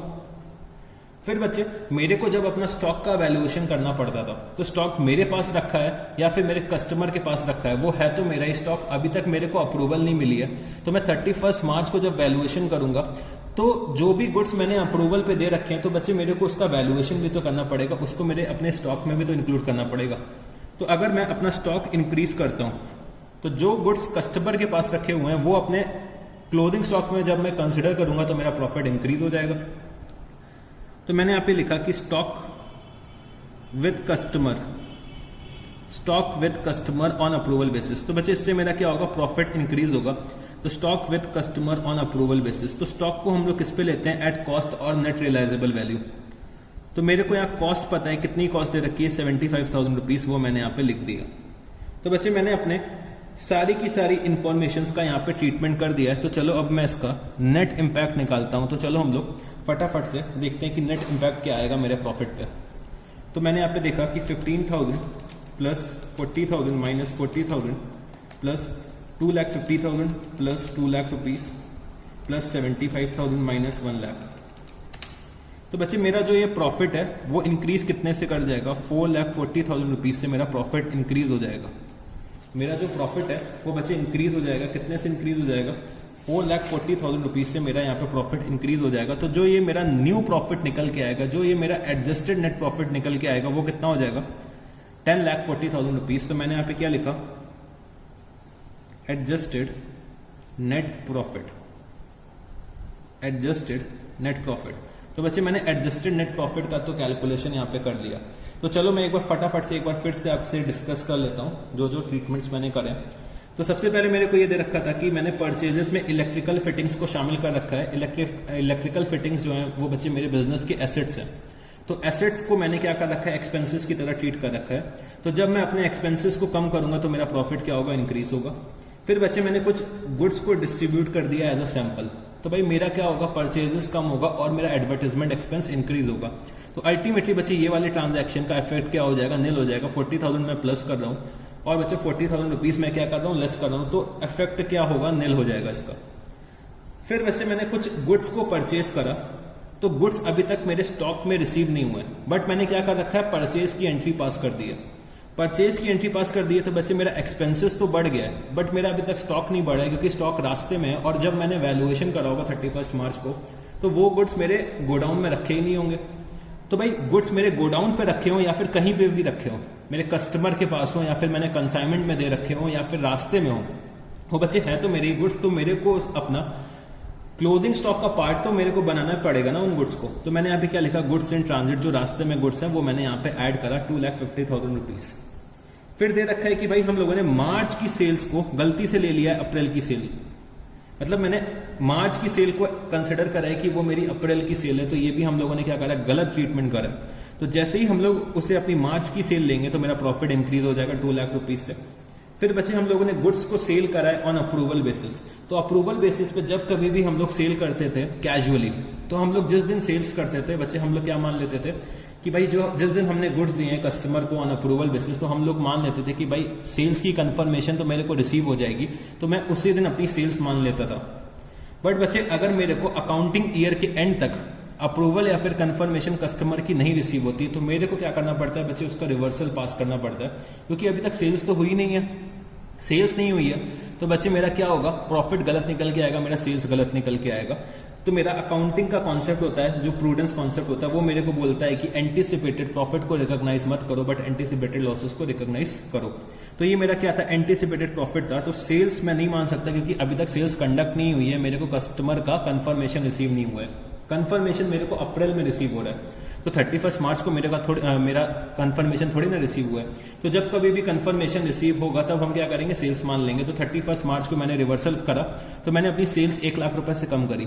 फिर बच्चे स्टॉक मेरे पास हो या कस्टमर के पास हो, है तो मेरा ही स्टॉक, तो मेरे को उसको अपने क्लोथिंग स्टॉक का पार्ट बनाना पड़ेगा। तो 75,000 रुपीज लिखा मैंने यहाँ पे। तो जब कभी भी मेरा क्लोथिंग स्टॉक इंक्रीज होगा तो मेरा प्रॉफिट इंक्रीज होगा, जब कभी भी मेरा क्लोथिंग स्टॉक डिक्रीज होगा तो मेरा प्रॉफिट भी डिक्रीज होगा। तो मैंने यहाँ पे अपना एडजस्टेड नेट प्रॉफिट तो निकाल लिया। अब मेरे को क्वेश्चन में पूछ रहा है कि भाई value of stock on 31 March 2018 भी बता दो मेरे को। तो चलो अब हम लोग निकालते हैं value of stock as on 31 March 2018। तो मैंने यहाँ पे क्या लिखा, calculation of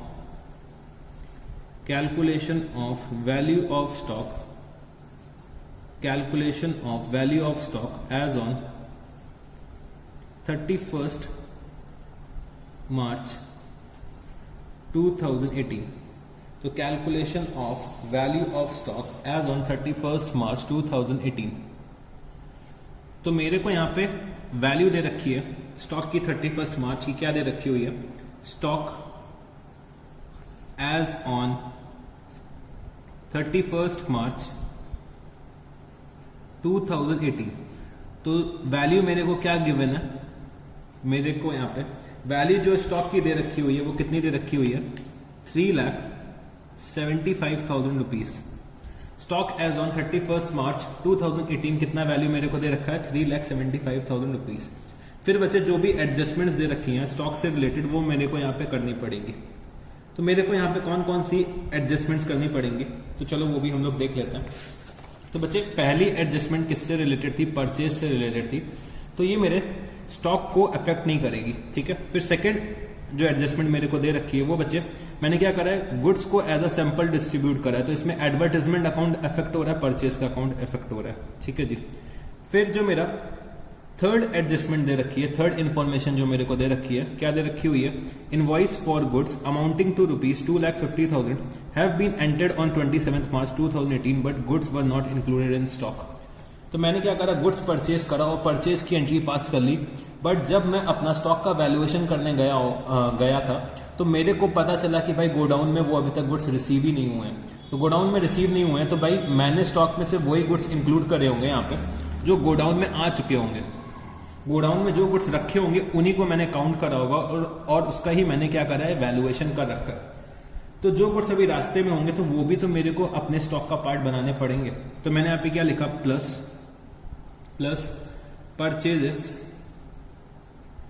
purchases not included in stock. तो मैंने कितने की परचेज करी थी, तो मैंने जो परचेज करी है बच्चे 2,50,000 रुपीज की परचेज करी है, ठीक है जी। फिर क्या दे रखा हुआ है, in March 2018 goods of rupees 2 lakh sold and delivered were taken as sales for the April 2018। तो भाई सेल्स मैंने ले लिए, तो मतलब मेरे गोडाउन से तो गुड्स जा चुके होंगे ना, तो इसको भी मेरे को कंसिडर नहीं करना है स्टॉक के वैल्यूएशन के लिए। फिर मेरे को क्या दे रखा है कि goods costing 75,000 were sent on sale और return basis at a margin of 33.1/3% on cost. तो approval was given in April. तो अप्रूवल मेरे को कब रिसीव हुई, अप्रैल में रिसीव हुई है। तो बच्चे गुड्स जो हैं वो मेरे पास रखे हों या फिर मेरे कस्टमर के पास रखे हों, वो हैं तो मेरे ही गुड्स, तो मेरे को उन गुड्स को अपने स्टॉक का पार्ट बनाना है। तो मैं यहाँ पे क्या लिखूंगा, जो मैंने गुड्स अप्रूवल बेसिस पे भेज रखे हैं, तो सेल्स तो अभी तक कंफर्म हुई नहीं है, तो सेल्स को जब मैं रिवर्स करूंगा, तो सेल्स तो मैंने रिवर्स कर दी, उससे मेरा क्या हो जाएगा, प्रॉफिट जो होगा वो कम होगा। और मैंने क्या करा, जो गुड्स कस्टमर के पास रखे थे उसको अपने स्टॉक का पार्ट बनाना है। तो स्टॉक का पार्ट बनाना है, तो मैंने यहाँ पे क्या लिखा, stock with customer on approval basis.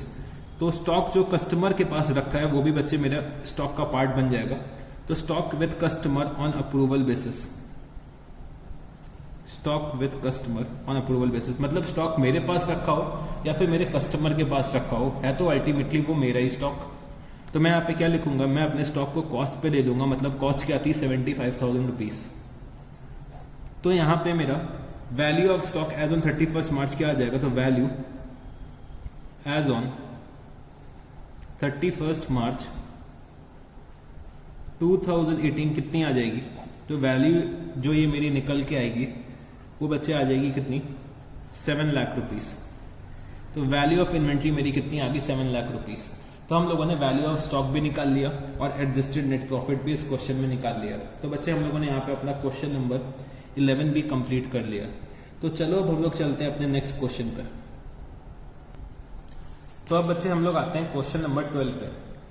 तो क्या दे रखा हुआ है क्वेश्चन नंबर 12 में, तो physical verification of stock in a business was done on 23 जून 2018। तो अब की बार जो मैंने स्टॉक टेकिंग करी है वो कब करी है, 23 जून को स्टॉक टेकिंग मैंने करी है। और क्या मेरे को क्वेश्चन में दे रखा है, the value of the stock was ₹48 lakh. The following transactions took place between 23 June to 30 June 2018। तो मेरे को यहाँ पे दे रखा है कि भाई 23 जून से 30 जून तक जो भी ट्रांजैक्शंस हुए हैं वो मेरे को यहाँ पे दे रखे हैं। तो मेरे को वैल्यू कब की निकालनी है, 30 जून की वैल्यू निकालनी है। और मैंने फिजिकल वेरिफिकेशन जो करा है वो कब करा है, 23 जून को करा है। तो 23 जून से मेरे को कहाँ पे जाना पड़ेगा, 30 जून पे जाना पड़ेगा। तो 23 जून के बेसिस पे मेरे को 30 जून का वैल्यूएशन निकालना है स्टॉक का, ठीक है जी। और 23 जून से लेकर 30 जून तक जितने भी ट्रांजैक्शंस हो रखे हैं उसके बारे में मेरे को यहाँ पे इन्फॉर्म करा गया। तो चलो हम लोग देखते हैं। Out of the goods sent on consignment, goods at cost worth ₹2,40,000 were unsold. Purchases of ₹4 lakh were made, out of which goods worth ₹1,60,000 were delivered on 5th July 2018. Sales were ₹13,60,000, which includes goods worth ₹3,20,000 sent on approval. Half of these goods were returned before 30th June 2018, but no information is available regarding the remaining goods. फिर क्या दे रखा हुआ है, goods are sold at cost plus 25%. However, goods costing ₹2,40,000 had been sold for ₹1,20,000. तो determine the value of stock on 30th June 2018.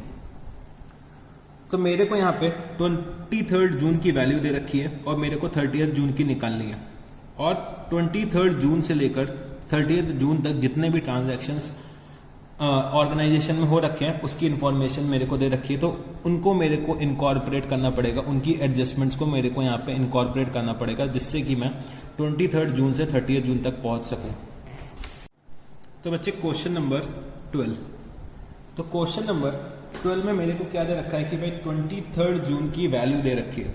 और मेरे को 30 जून की वैल्यू निकालनी है। तो मैंने यहाँ पे क्या लिखा, calculation of value of stock, calculation of value of stock as on 30th जून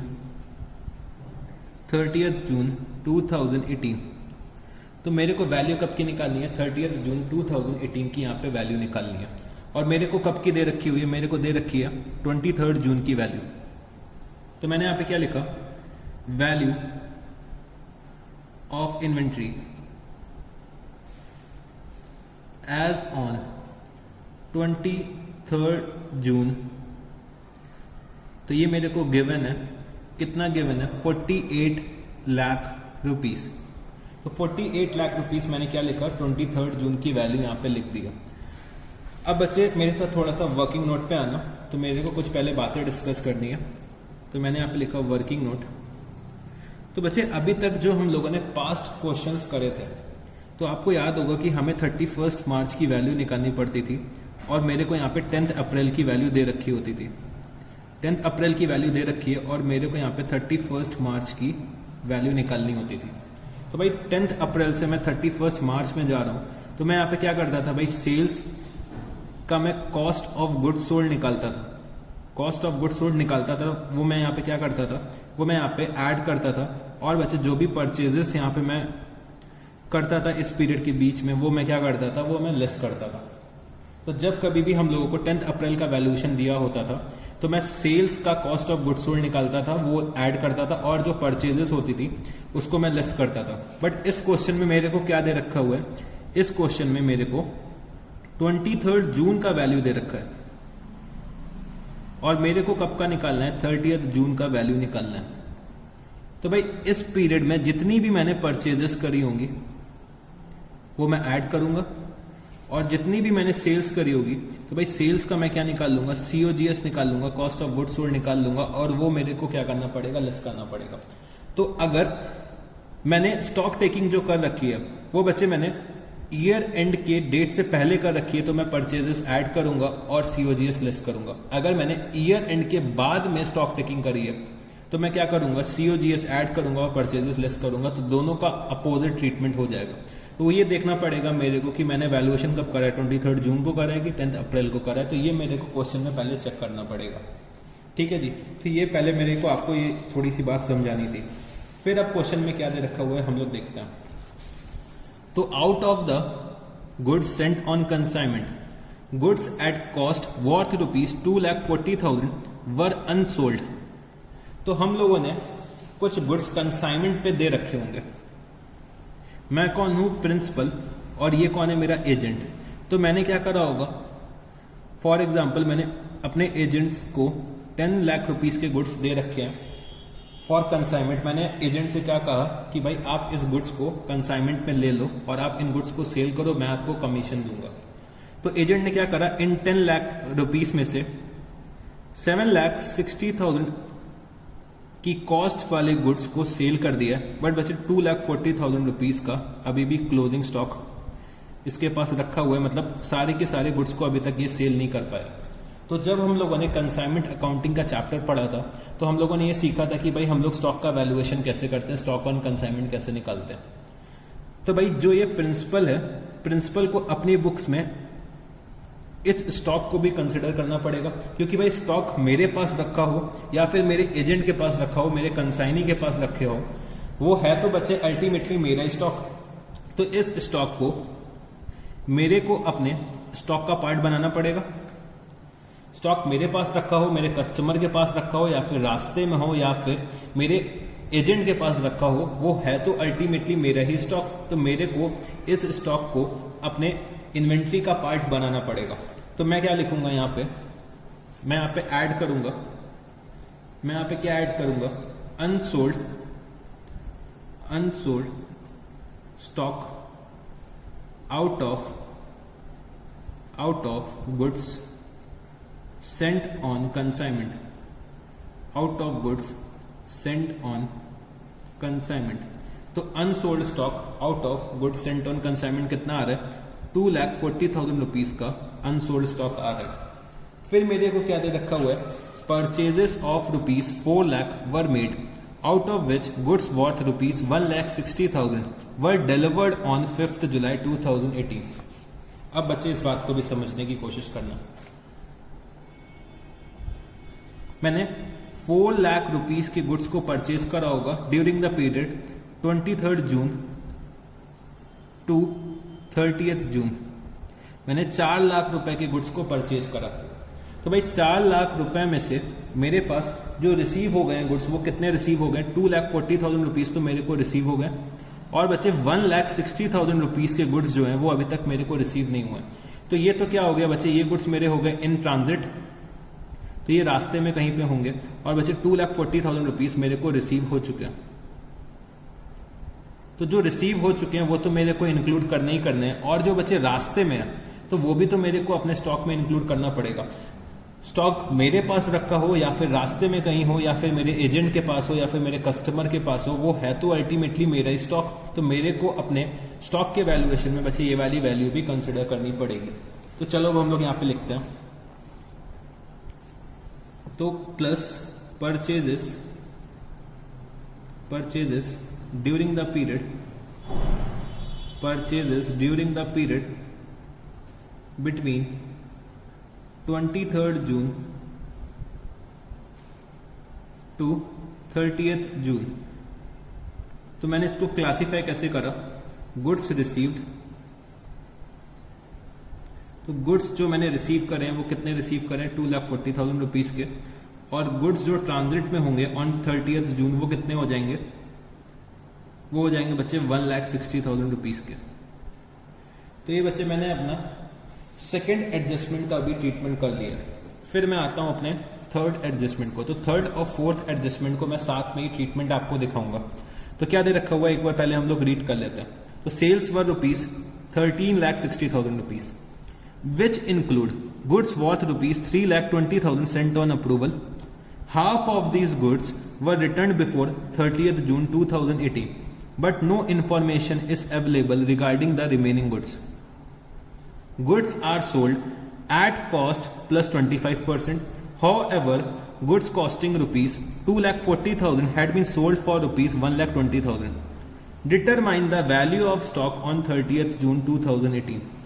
तो चलो हम लोग इसको समझने की कोशिश करते हैं। तो मेरे को यहाँ पे क्या दे रखा है?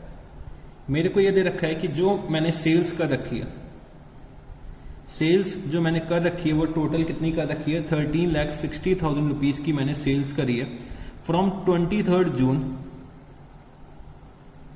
To 30 June. तो मैंने 7 दिन के अंदर 13,60,000 रुपए की सेल्स करी है। ठीक है जी। फिर मेरे को ये दे रखा है कि जो ये मैंने सेल्स करी है इसमें से कुछ मैंने सेल्स कर रखी है ऑन अप्रूवल बेसिस। तो 3,20,000 रुपीज की जो सेल्स करी है वो अप्रूवल बेसिस पे करी है। फिर बच्चे मेरे को एक और सेल्स दे रखी है 1,20,000 रुपीज की, तो वो भी मैंने यहाँ पे लिख दी।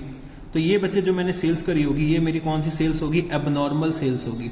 सर ये एबनॉर्मल सेल्स कैसे हो सकती है? तो बच्चे यहाँ पे देखना क्वेश्चन में क्या दे रखा है कि 2,40,000 रुपए के गुड्स मैंने 1,20,000 रुपए पे सेल करा है।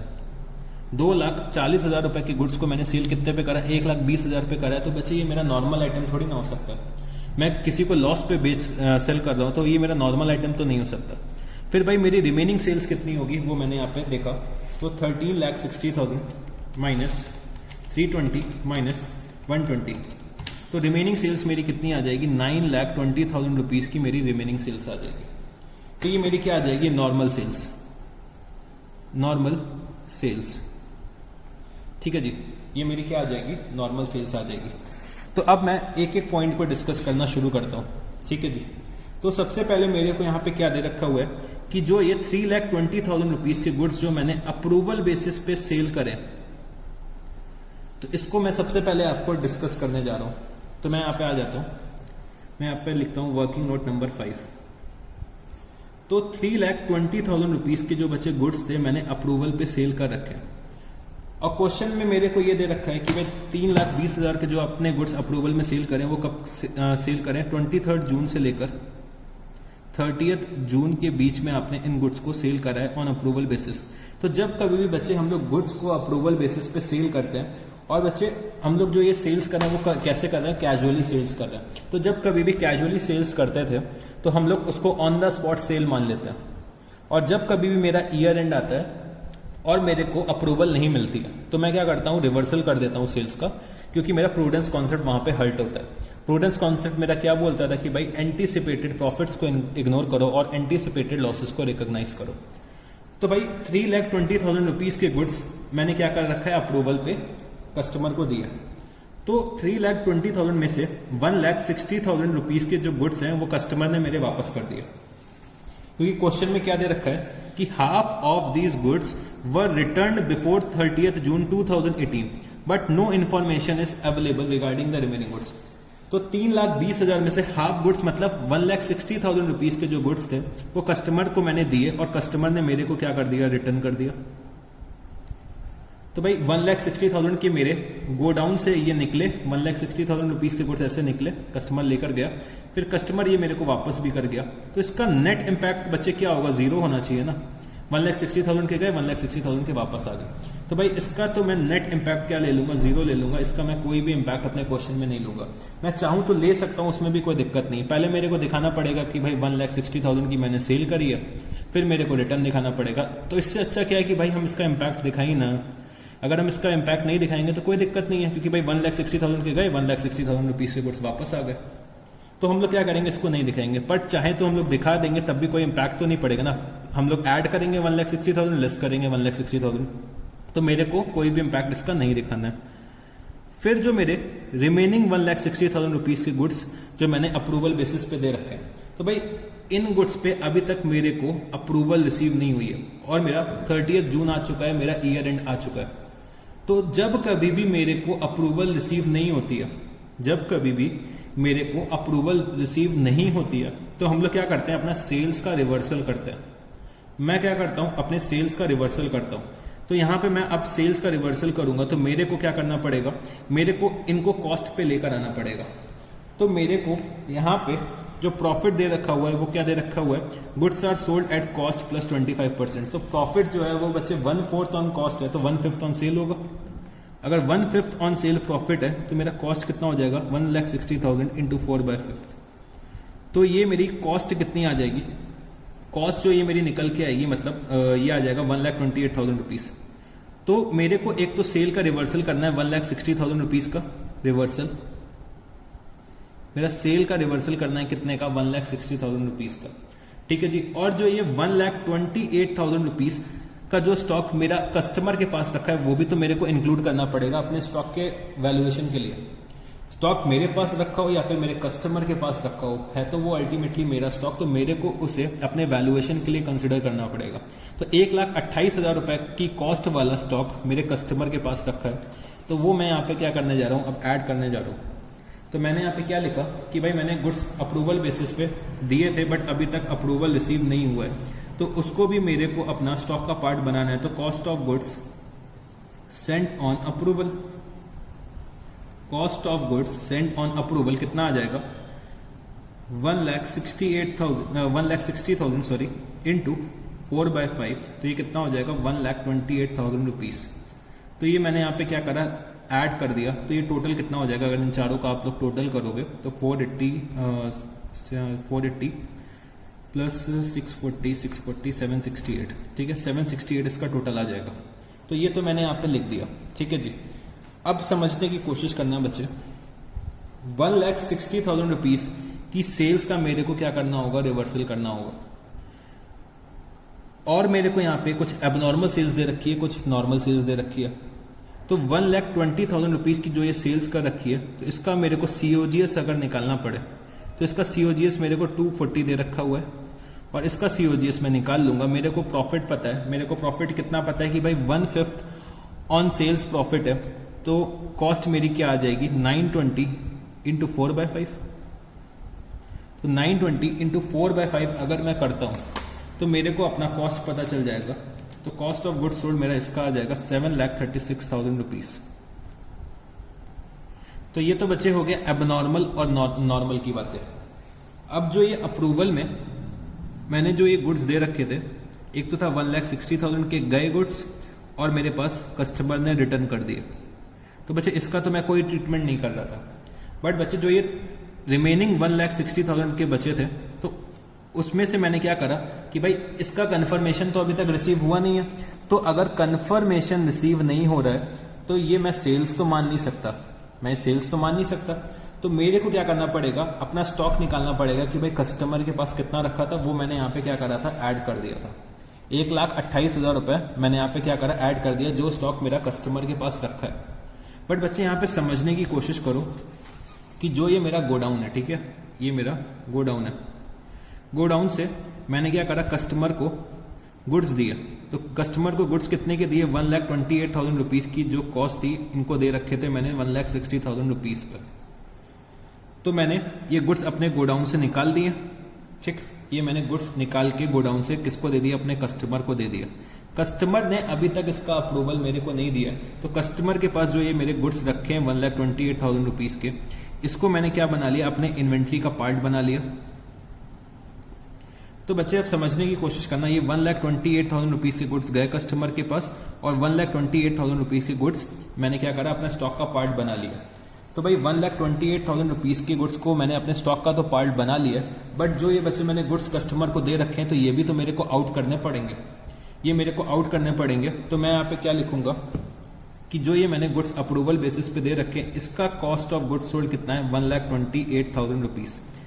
तो अब मैं क्या करने जा रहा हूँ, अब मैं यहाँ पे लिखूंगा माइनस कॉस्ट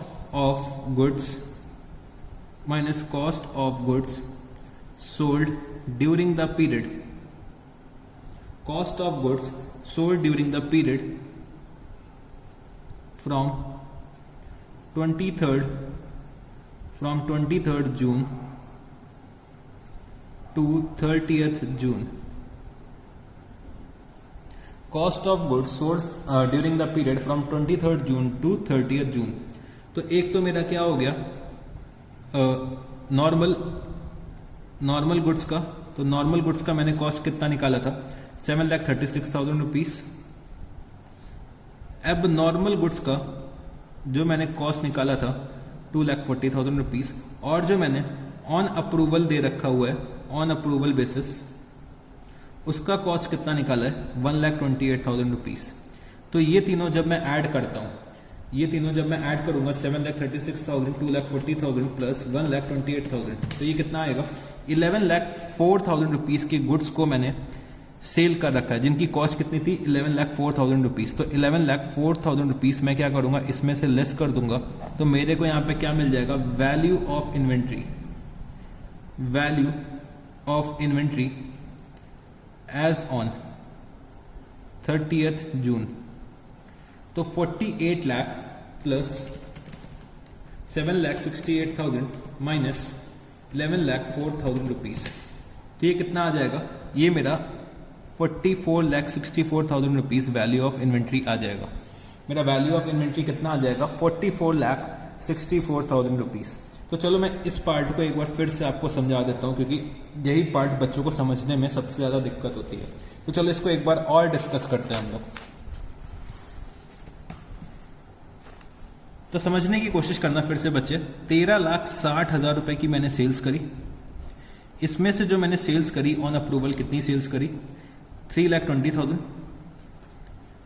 फिर बच्चे मैंने कुछ एबनॉर्मल सेल्स करी 120 की, और मैंने जो रिमेनिंग सेल्स करी वो नॉर्मल सेल्स करी थी, उसकी वैल्यू कितनी आ रही थी, 9,20,000 रुपीज़ शायद आ रही थी, ठीक है जी। तो जो ये अप्रूवल में गुड्स दे रखे हैं, तो भाई 1,60,000 रुपीज़ के जो ये गुड्स मैंने दिए वो कस्टमर को दिए और कस्टमर से वापस आ गए, तो इसका तो इम्पैक्ट बच्चे क्या हो जाएगा, नील।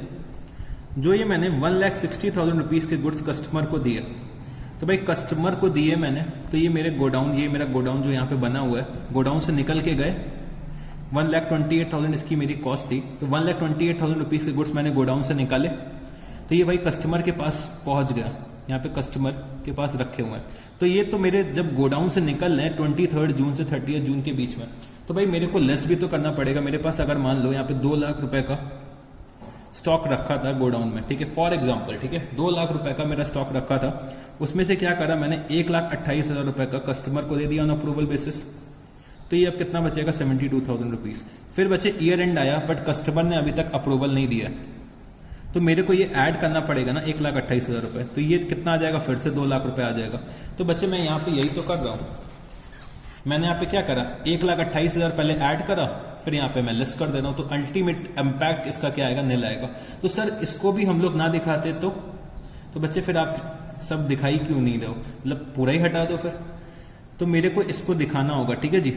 हम लोग सब कुछ एक्सक्लूड नहीं कर सकते। जो बच्चे गुड्स मैंने सेल करे और रिटर्न हो गए उसको मैं एक्सक्लूड कर रहा हूँ, उसका मैं ट्रीटमेंट नहीं दिखा रहा हूँ। उसका भी मैं चाहता तो उसका भी मैं यहाँ पे ट्रीटमेंट दिखाता, तो उसको भी मैं यहाँ पे ऐड करता फिर लेस करता। तो वो बच्चे ना भी दिखाओ तो कोई दिक्कत नहीं पड़ेगा, क्योंकि वो गुड्स गए और वापस आ गए, तो वो नया भी दिखाओ तो तब भी चलेगा। बट ये आपको दिखाना पड़ेगा, ये आपको ऐड करके दिखाना है और ये आपको लेस करके भी दिखाना है। तो ये चीज़ तो एक चीज़ मैंने आपको यहाँ पे समझा दी, ठीक है। तो 1,60,000 की जो ये वैल्यू आ रही थी 1,28,000 वो हमने ले ली। फिर 120 की आ रही थी 240, तो इसमें तो कोई दिक्कत ही नहीं होगी। और इसको बच्चे मैंने क्या करा, कॉस्ट में कन्वर्ट करा, तो 920 का 4/5 निकाला, तो ये इसकी कॉस्ट आ जाएगी 736। फिर मैंने इन तीनों को ऐड करा और बच्चे यहाँ पे लिख दिया, ठीक है जी। तो ये मेरा क्वेश्चन नंबर बच्चे 12 भी कंप्लीट हो गया। तो 12th क्वेश्चन जो हमारा था वो बच्चे बहुत ही इंपॉर्टेंट क्वेश्चन है, इसको मार्क कर लेना, वेरी इंपॉर्टेंट। तो ये क्वेश्चन आपको ज़रूर से एग्जाम में जाने से पहले रिवाइज करना है, क्योंकि ये क्वेश्चन अगर आप देख कर नहीं जाओगे तो शायद आप इस क्वेश्चन को डायरेक्टली एग्जाम में ना सॉल्व कर पाओ। अगर ऐसा क्वेश्चन कुछ आ जाता है एग्जाम में तो एक बार पहले से आप ट्राई करके जाना, कि अगर एग्जाम में ऐसा कुछ क्वेश्चन आता है तो भाई अगर ट्राई भी करके नहीं जाओगे तो शायद इस क्वेश्चन को आप लोग डायरेक्टली एग्जाम में ना सॉल्व कर पाओ। तो हम लोगों ने यहाँ पे क्वेश्चन नंबर 12 भी कंप्लीट कर लिया। अब हम लोग अपने चलते हैं नेक्स्ट क्वेश्चन पे। तो बच्चे अब हम लोग आते हैं क्वेश्चन नंबर 16 पे। तो क्वेश्चन नंबर 16 भी बच्चे बहुत ही इंपॉर्टेंट क्वेश्चन है, इसको भी मार्क कर लो, वेरी इंपॉर्टेंट। और जो ये क्वेश्चन है वो नवंबर 2018 की आरटीपी पे आ चुका है और बच्चे मई 2020 की आरटीपी में भी आ चुका है।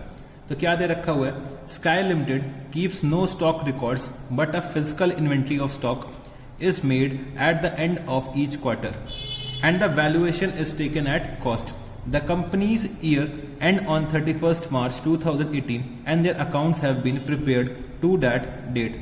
The stock valuation taken on 31st March 2018 was however misleading and you have been advised to value the closing stock as on 31st March 2018 with the stock figure as on 31st December 2017. And some other information is available to you.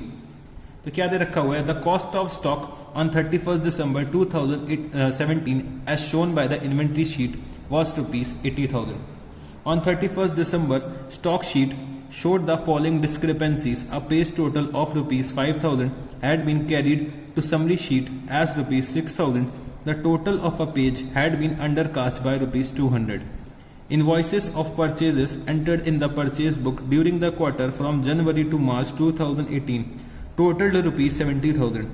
Out of this, rupees 3,000 related to goods received prior to 31st December 2017. Invoices entered in April 2018 relating to goods received in March 2018 totaled rupees 4,000. Sales invoices to customers totaled rupees 90,000 from January to March 2018. Of this, rupees 5,000 related to goods dispatched before 31st December 2017. Goods dispatched to customers before 31st March 2018 but invoiced in April 2018 totaled rupees 4,000. During the final quarter, credit note at invoice value of rupees 1,000 had been issued to customers in respect of goods returned during that period. The gross margin earned by the company is 25% of cost. You are required to prepare a statement showing the amount of stock at cost on 31st March 2018. Transfer of ownership takes place at the time of delivery of goods. तो ownership का transfer कब take place करेगा, जब delivery of goods होगा। तो इसका as such इस question से कुछ रेलिवेंस नहीं है मेरे ख्याल से। तो चलो अब हम लोग देखते हैं इस क्वेश्चन में क्या दे रखा हुआ है, इस क्वेश्चन को समझने की कोशिश करते हैं। तो जैसे कि ये मेरे को क्वेश्चन दे रखा हुआ है, तो बच्चे समझने की कोशिश करना कि हम लोग स्टॉक का जो वैल्यूएशन करते हैं, जो स्काई लिमिटेड है जो स्टॉक का वैल्यूएशन करती है वो कब कब करती है, क्वार्टरली करती है। तो मेरे को यहाँ पे 31st दिसंबर की वैल्यू दे रखी है, 31st दिसंबर 2017 की वैल्यू दे रखी है और मेरे से क्या बोला है कि 31 मार्च 2018 की आप वैल्यू निकाल दो। तो भाई जितना भी मेरे को ये ओपनिंग का वैल्यू दे रखा होगा, मतलब 31 दिसंबर 2017 की जो भी वैल्यू दे रखी होगी कॉस्ट की, मतलब स्टॉक की, सॉरी, जो भी वैल्यू मेरे को दे रखी होगी 31 दिसंबर 2017 को स्टॉक की, उसमें मैं क्या कर दूंगा, परचेजेस ऐड करूंगा और सेल्स को लेस कर दूंगा। तो सेल्स का जो भी COGS निकल के आएगा उसको मैं लेस कर दूंगा। तो भाई ये सब एडजस्टमेंट्स मेरे को करने पड़ेंगे, तब जाके मेरे को 31 मार्च की वैल्यू पता चलेगी। तो हम लोग शुरू कहाँ से करेंगे, 31 दिसंबर से शुरू करेंगे और 31 मार्च तक मेरे को वैल्यू निकालनी है। तो क्वेश्चन में ये दे रखा है कि कंपनी ने किसी बंदे से 31 मार्च को वैल्यूएशन करवाया होगा। 31 मार्च को कंपनी ने किसी बंदे से वैल्यूएशन कराया होगा, बट जो ये वैल्यूएशन कराया वो क्या है, मिसलीडिंग है और हम लोगों को बुलाया गया, हम लोगों को एज अ चार्टर्ड अकाउंटेंट बुलाया गया कि आप लोग मेरे ऑर्गेनाइजेशन में आइए, आप लोग मेरे ऑर्गेनाइजेशन में आइए और वैल्यूएशन करिए। ठीक है जी, तो हमें वैल्यूएशन करना है और हम लोग एज अ CA जा रहे हैं। ठीक है जी, तो चलो हम लोग वैल्यूएशन करते हैं। तो क्वेश्चन नंबर जो हम लोग सॉल्व करने जा रहे हैं क्वेश्चन नंबर 16 है। तो मैंने यहाँ पे क्या लिखा, स्टेटमेंट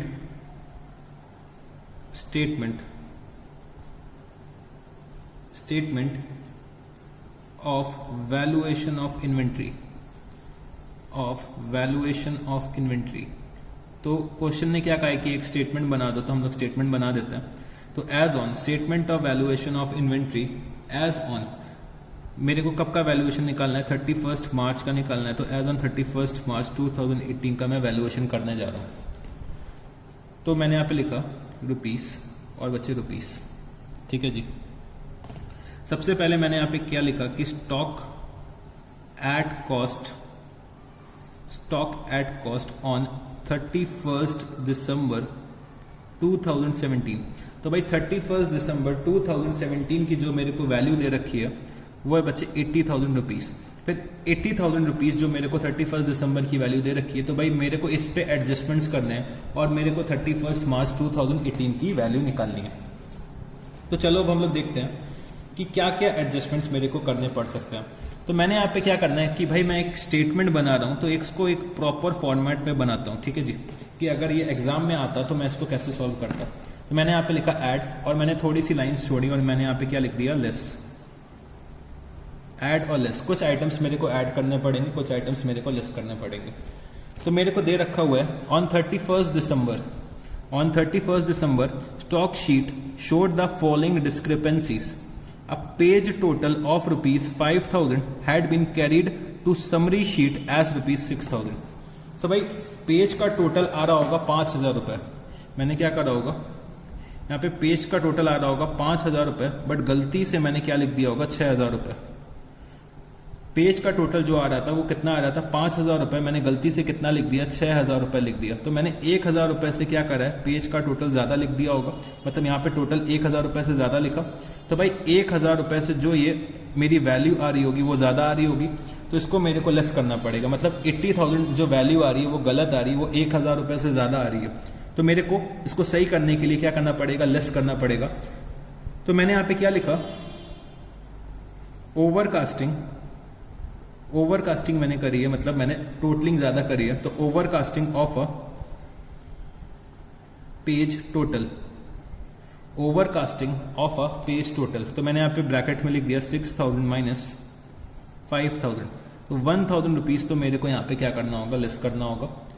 फिर बच्चे जो मेरा नेक्स्ट दे रखा हुआ है एडजस्टमेंट, वो क्या है, the total of a page had been under cast by rupees 200। तो मैंने किसी एक पेज का जो टोटल है वो बच्चे कम कर रखा है। फॉर एग्जाम्पल किसी एक पेज का जो टोटल था वो आना चाहिए था बच्चे 5,000 रुपीज, बट गलती से मैंने कितना लिख दिया, 4,800 रुपीज। तो 200 रुपये मैंने कम लिख रखा है। तो मतलब 200 रुपये का जो ये वैल्यूएशन मेरा होगा वो बच्चे 200 रुपये से कम है। तो मेरे को यहाँ पे क्या करना पड़ेगा, ऐड करना पड़ेगा। तो मैंने यहाँ पे क्या लिखा, under casting of a page total कितना, 200 रुपीज। तो ये मैंने यहाँ पे क्या लिख दिया, 200 रुपीज।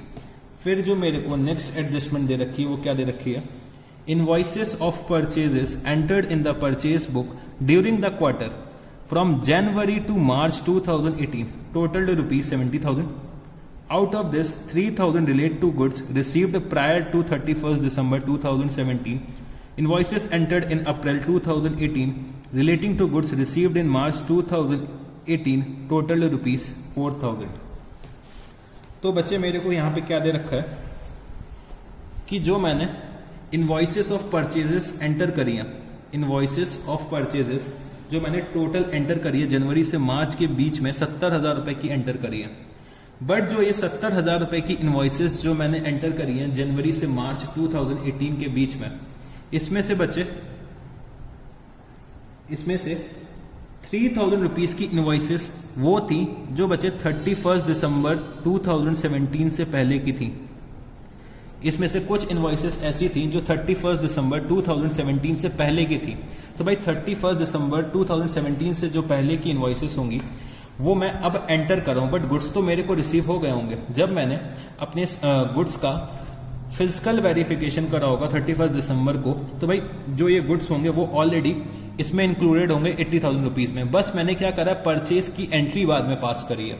तो परचेज की एंट्री बाद में पास करी है और गुड्स कब के रिलेट करते हैं, 31 दिसंबर 2017 से पहले के रिलेट करते हैं। तो मेरे को 3,000 रुपीज़ लेस करना पड़ेगा। फिर इसके बाद और क्या दे रखा हुआ है कि भाई मैंने 4,000 रुपए के गुड्स परचेज करे होंगे, 4,000 रुपए के गुड्स परचेज करे। और बच्चे क्वेश्चन में क्या दे रखा हुआ है, तो 4,000 रुपए के गुड्स की जो मैंने एंट्री करी है वो कब करी है, अप्रैल 2018 में करी है। बट मेरे को गुड्स रिसीव कब हो गए थे, मार्च में ही हो गए थे। तो 4,000 रुपए को मेरे को अपना 31 मार्च का पार्ट बनाना पड़ेगा। 4,000 रुपए के जो ये गुड्स रिसीव हो गए हैं वो मेरे को अप टू 31 मार्च रिसीव हो चुके हैं। तो 4,000 रुपए मेरे को क्या करना पड़ेगा, स्टॉक का पार्ट तो बनाना पड़ेगा। इसकी एंट्री मैंने कब करी, अप्रैल 2018 में करी है। तो उसकी कोई दिक्कत नहीं है, हम लोग एंट्री को सही करके कब कर लेंगे, मार्च में कर लेंगे, उसमें कोई दिक्कत नहीं होनी चाहिए। तो 70,000 माइनस 3,000 प्लस 4,000, तो मेरा एक्चुअल परचेज जो आना चाहिए वो कितना आ जाएगा। तो मैं यहाँ पे क्या लिखता हूँ, गुड्स परचेज्ड। तो मेरे पास 31 मार्च को इन्वेंट्री कितनी होगी, तो गुड्स परचेज्ड एंड डिलीवर्ड, मैंने यहाँ पे क्या लिखा, 70,000 माइनस 3,000 रुपीज़ और प्लस 4,000 रुपीज़। तो अगर मैं नेट करता हूँ तो नेट में कितना आ जाएगा, ये 71,000 रुपीज़।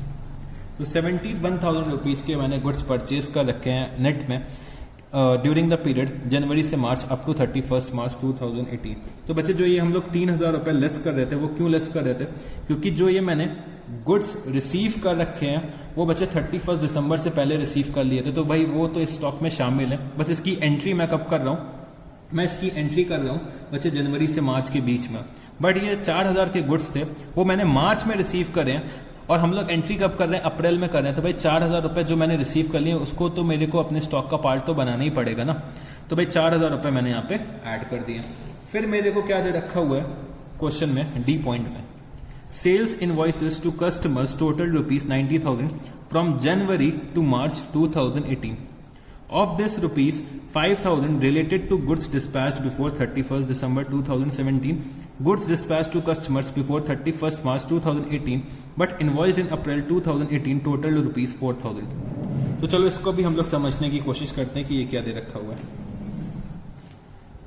तो मैंने यहाँ पे लिखा कि भाई जो हम लोगों ने टोटल इन्वॉइसेस कर रखी है कस्टमर को, वो कितने की करी, 90,000 रुपीज़ की इन्वॉइसेस कर रखी है। ठीक है जी। फिर क्वेश्चन में दे रखा है कि of this rupees 5,000 related to goods dispatched before 31st December 2017। तो भाई 5,000 रुपए के गुड्स जो हैं वो बच्चे मैं 31 दिसंबर से पहले ही डिस्पैच कर चुका हूँ। तो 31 दिसंबर से अगर मैं पहले ही डिस्पैच कर चुका हूँ तो भाई उसका इफेक्ट इस 80,000 रुपीज़ में तो ऑलरेडी आ चुका होगा। तो भाई इसको तो मेरे को एलिमिनेट करना है, मतलब मेरे को इसको तो 5,000 रुपीज़ को मेरे को क्या करना पड़ेगा, यहाँ पे लेस करना पड़ेगा, क्योंकि जो ये 5,000 रुपये है वो बच्चे मैं डिस्पैच कर चुका हूँ 31 दिसंबर 2017 से पहले। ठीक है जी। तो ये मैंने करा है 31 दिसंबर 2017 से पहले। बट जो इसकी इन्वॉइसिंग करी है वो मैंने जनवरी से मार्च के बीच में करी है। बट गुड्स तो मेरे जा चुके हैं, तो मैं 80,000 में इसको ऑलरेडी इंक्लूड कर चुका हूँ।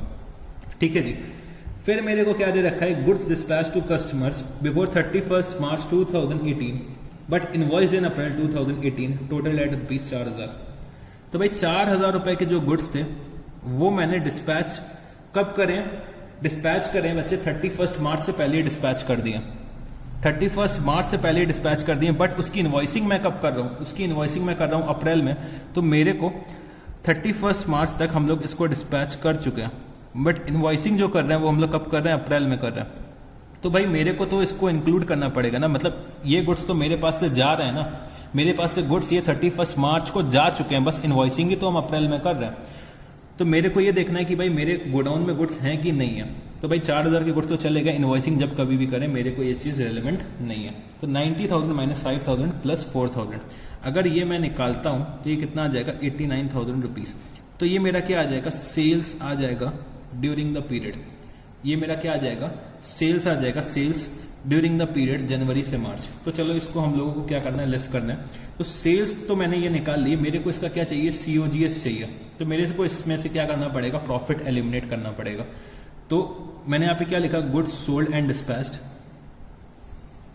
Goods sold and dispatched, goods sold and dispatched.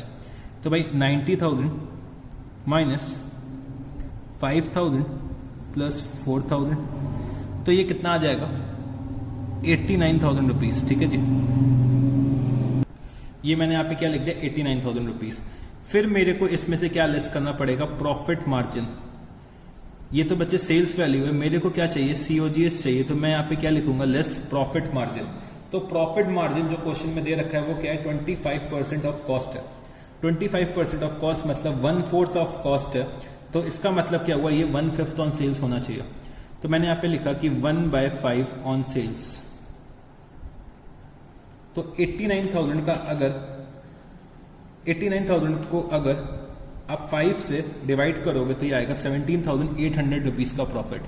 तो 17,800 रुपीज़ का मेरे को यहाँ पे प्रॉफिट आ रहा है, वो मैंने लेस करा। तो ये कितना बचेगा बच्चे, तो मेरा COGS आ जाएगा 71,200 रुपीज़। मेरा COGS कितना आ जाएगा, 71,200 रुपीज़। फिर जो मेरे को एडजस्टमेंट दे रखा हुआ है वो क्या दे रखा है कि during the final quarter credit note at invoiced value of ₹1,000 had been issued to customers in respect of goods returned during that period.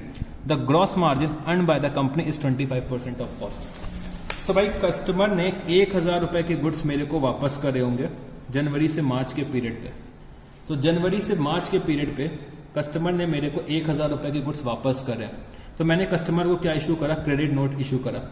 हम लोगों ने क्रेडिट नोट और डेबिट नोट के बारे में पढ़ा था अपने सब्सिडरी बुक्स के चैप्टर में।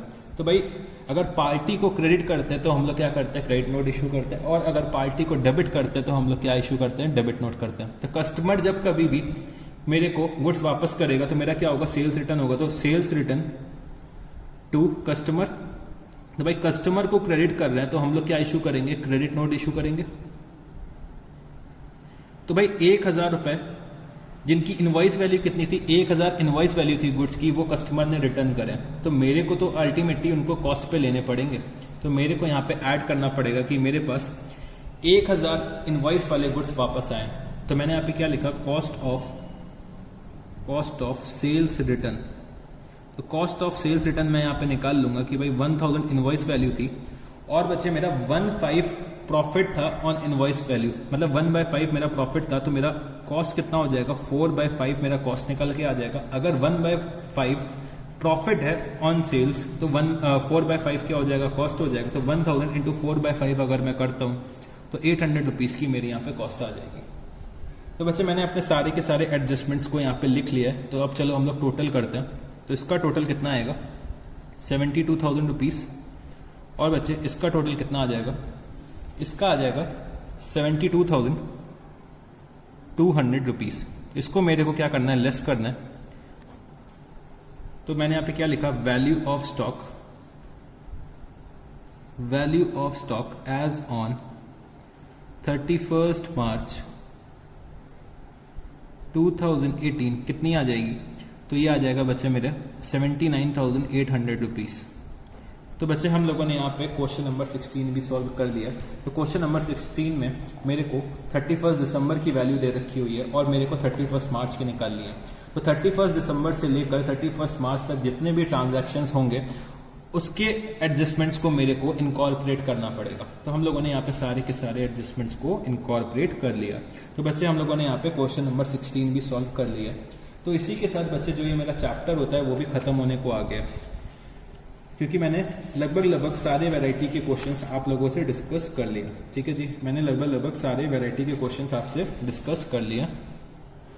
तो सर क्या आज हम लोगों को कुछ होमवर्क नहीं मिलेगा? तो चलो बच्चे, होमवर्क पहले आप लोग मेरे साथ यहाँ पे नोट कर लीजिए। होमवर्क आप लोग मेरे साथ नोट कर लीजिएगा कि आपको कौन कौन से क्वेश्चंस होमवर्क में करना है। तो क्वेश्चन नंबर आपको 7 जो है वो होमवर्क में करना है। फिर बच्चे क्वेश्चन नंबर आपको 10 होमवर्क में करना है। क्वेश्चन नंबर 13 आपको होमवर्क में करना है। और बच्चे क्वेश्चन नंबर 14 और 15 भी आपको होमवर्क में करना है। तो ये 5 क्वेश्चंस आपको होमवर्क में करने हैं। तो पहले आप क्या करिएगा कि जो क्वेश्चंस मैंने आपको करवाए हैं वो एक बार खुद से करिए। ठीक है, जब तक उन क्वेश्चंस को आप लोग एक बार खुद से नहीं करोगे ना बच्चे, आप लोगों को कॉन्फिडेंस नहीं आएगा। तो क्वेश्चन नंबर 12 और क्वेश्चन नंबर 16 बहुत अच्छे से रिवाइज करना। ठीक है, क्वेश्चन नंबर 12 हो गया, क्वेश्चन नंबर 16 हो गया, क्वेश्चन नंबर 11 हो गया। ये बच्चे क्वेश्चंस बहुत ही ज़्यादा इंपॉर्टेंट है। और क्वेश्चन नंबर 13 भी अगर मैं बोलूँ तो भाई क्वेश्चन नंबर 13 भी बहुत अच्छा क्वेश्चन है। क्वेश्चन नंबर 13 भी बहुत अच्छा क्वेश्चन है जो मैंने आपको होमवर्क में दे रखा है। तो जितने भी क्वेश्चंस मैंने अभी आपको कराए हैं तो उनके बेसिस पे आप क्वेश्चन नंबर 13 आप खुद से सॉल्व कर सकते हो। अगर क्वेश्चन नंबर 13 में कोई भी दिक्कत है तो आप मेरे से पूछ लीजिएगा, आपके पास मेरा नंबर तो है ही। तो क्वेश्चन नंबर 11 हो गया, क्वेश्चन नंबर 12 हो गया, क्वेश्चन नंबर 16 हो गया। बच्चे ये बहुत ही इंपॉर्टेंट क्वेश्चन है। अगर मैं ये बोलूं कि आज की क्लास में मैंने जितने भी क्वेश्चंस कराए हैं उसी से देखना आप मिलता जुलता एक क्वेश्चन आपके एग्जाम में आ जाएगा। इसके बाद आपके एग्जाम में कुछ भी नहीं आएगा। जितना मैंने आज की क्लास पे कराया, जितने भी क्वेश्चंस मैंने आपके क्लास में आज कराए हैं उसी से देखना कोई ना कोई एक मिलता जुलता क्वेश्चन आपके एग्जाम में आ जाएगा।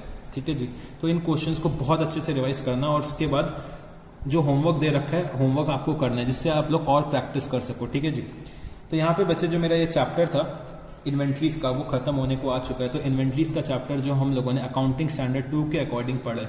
तो अकाउंटिंग स्टैंडर्ड 2 क्या बोलता था मेरा कि जो हमें इन्वेंट्रीज का वैल्यूएशन करना होता है या तो कॉस्ट पे करना होता है या फिर एनआरवी पे करना होता है। ठीक है जी, तो हम लोगों ने पूरे चैप्टर में कॉस्ट या एनआरवी का यूज करा है for the purpose of valuation of inventories. तो अब कभी भी कोई मेरे से पूछ ले कि इन्वेंट्री का वैल्यूएशन कैसे करना होता है तो उसको बोलना भाई अकाउंटिंग स्टैंडर्ड 2 में लिखा हुआ है। सीधे अब बड़ी बड़ी बातें करना है कि भाई हम लोग अब अकाउंटिंग स्टैंडर्ड्स की बातें करने लगे, तो उसको सीधे ये बोलना कि भाई अकाउंटिंग स्टैंडर्ड 2 में लिखा हुआ है कि भाई हम लोग इन्वेंट्रीज का जो वैल्यूएशन करेंगे वो एट कॉस्ट और NRV which ever is lower पे करेंगे। ठीक है जी, तो हम लोगों ने इस चैप्टर को कंप्लीट कर लिया। तो ये बच्चे जो ये चैप्टर है वो theoretical as well as practical point of view से दोनों से इंपॉर्टेंट है। आपको इस चैप्टर को रियल लाइफ में भी यूज करना पड़ेगा, एग्जाम के पॉइंट ऑफ व्यू से भी इंपॉर्टेंट है।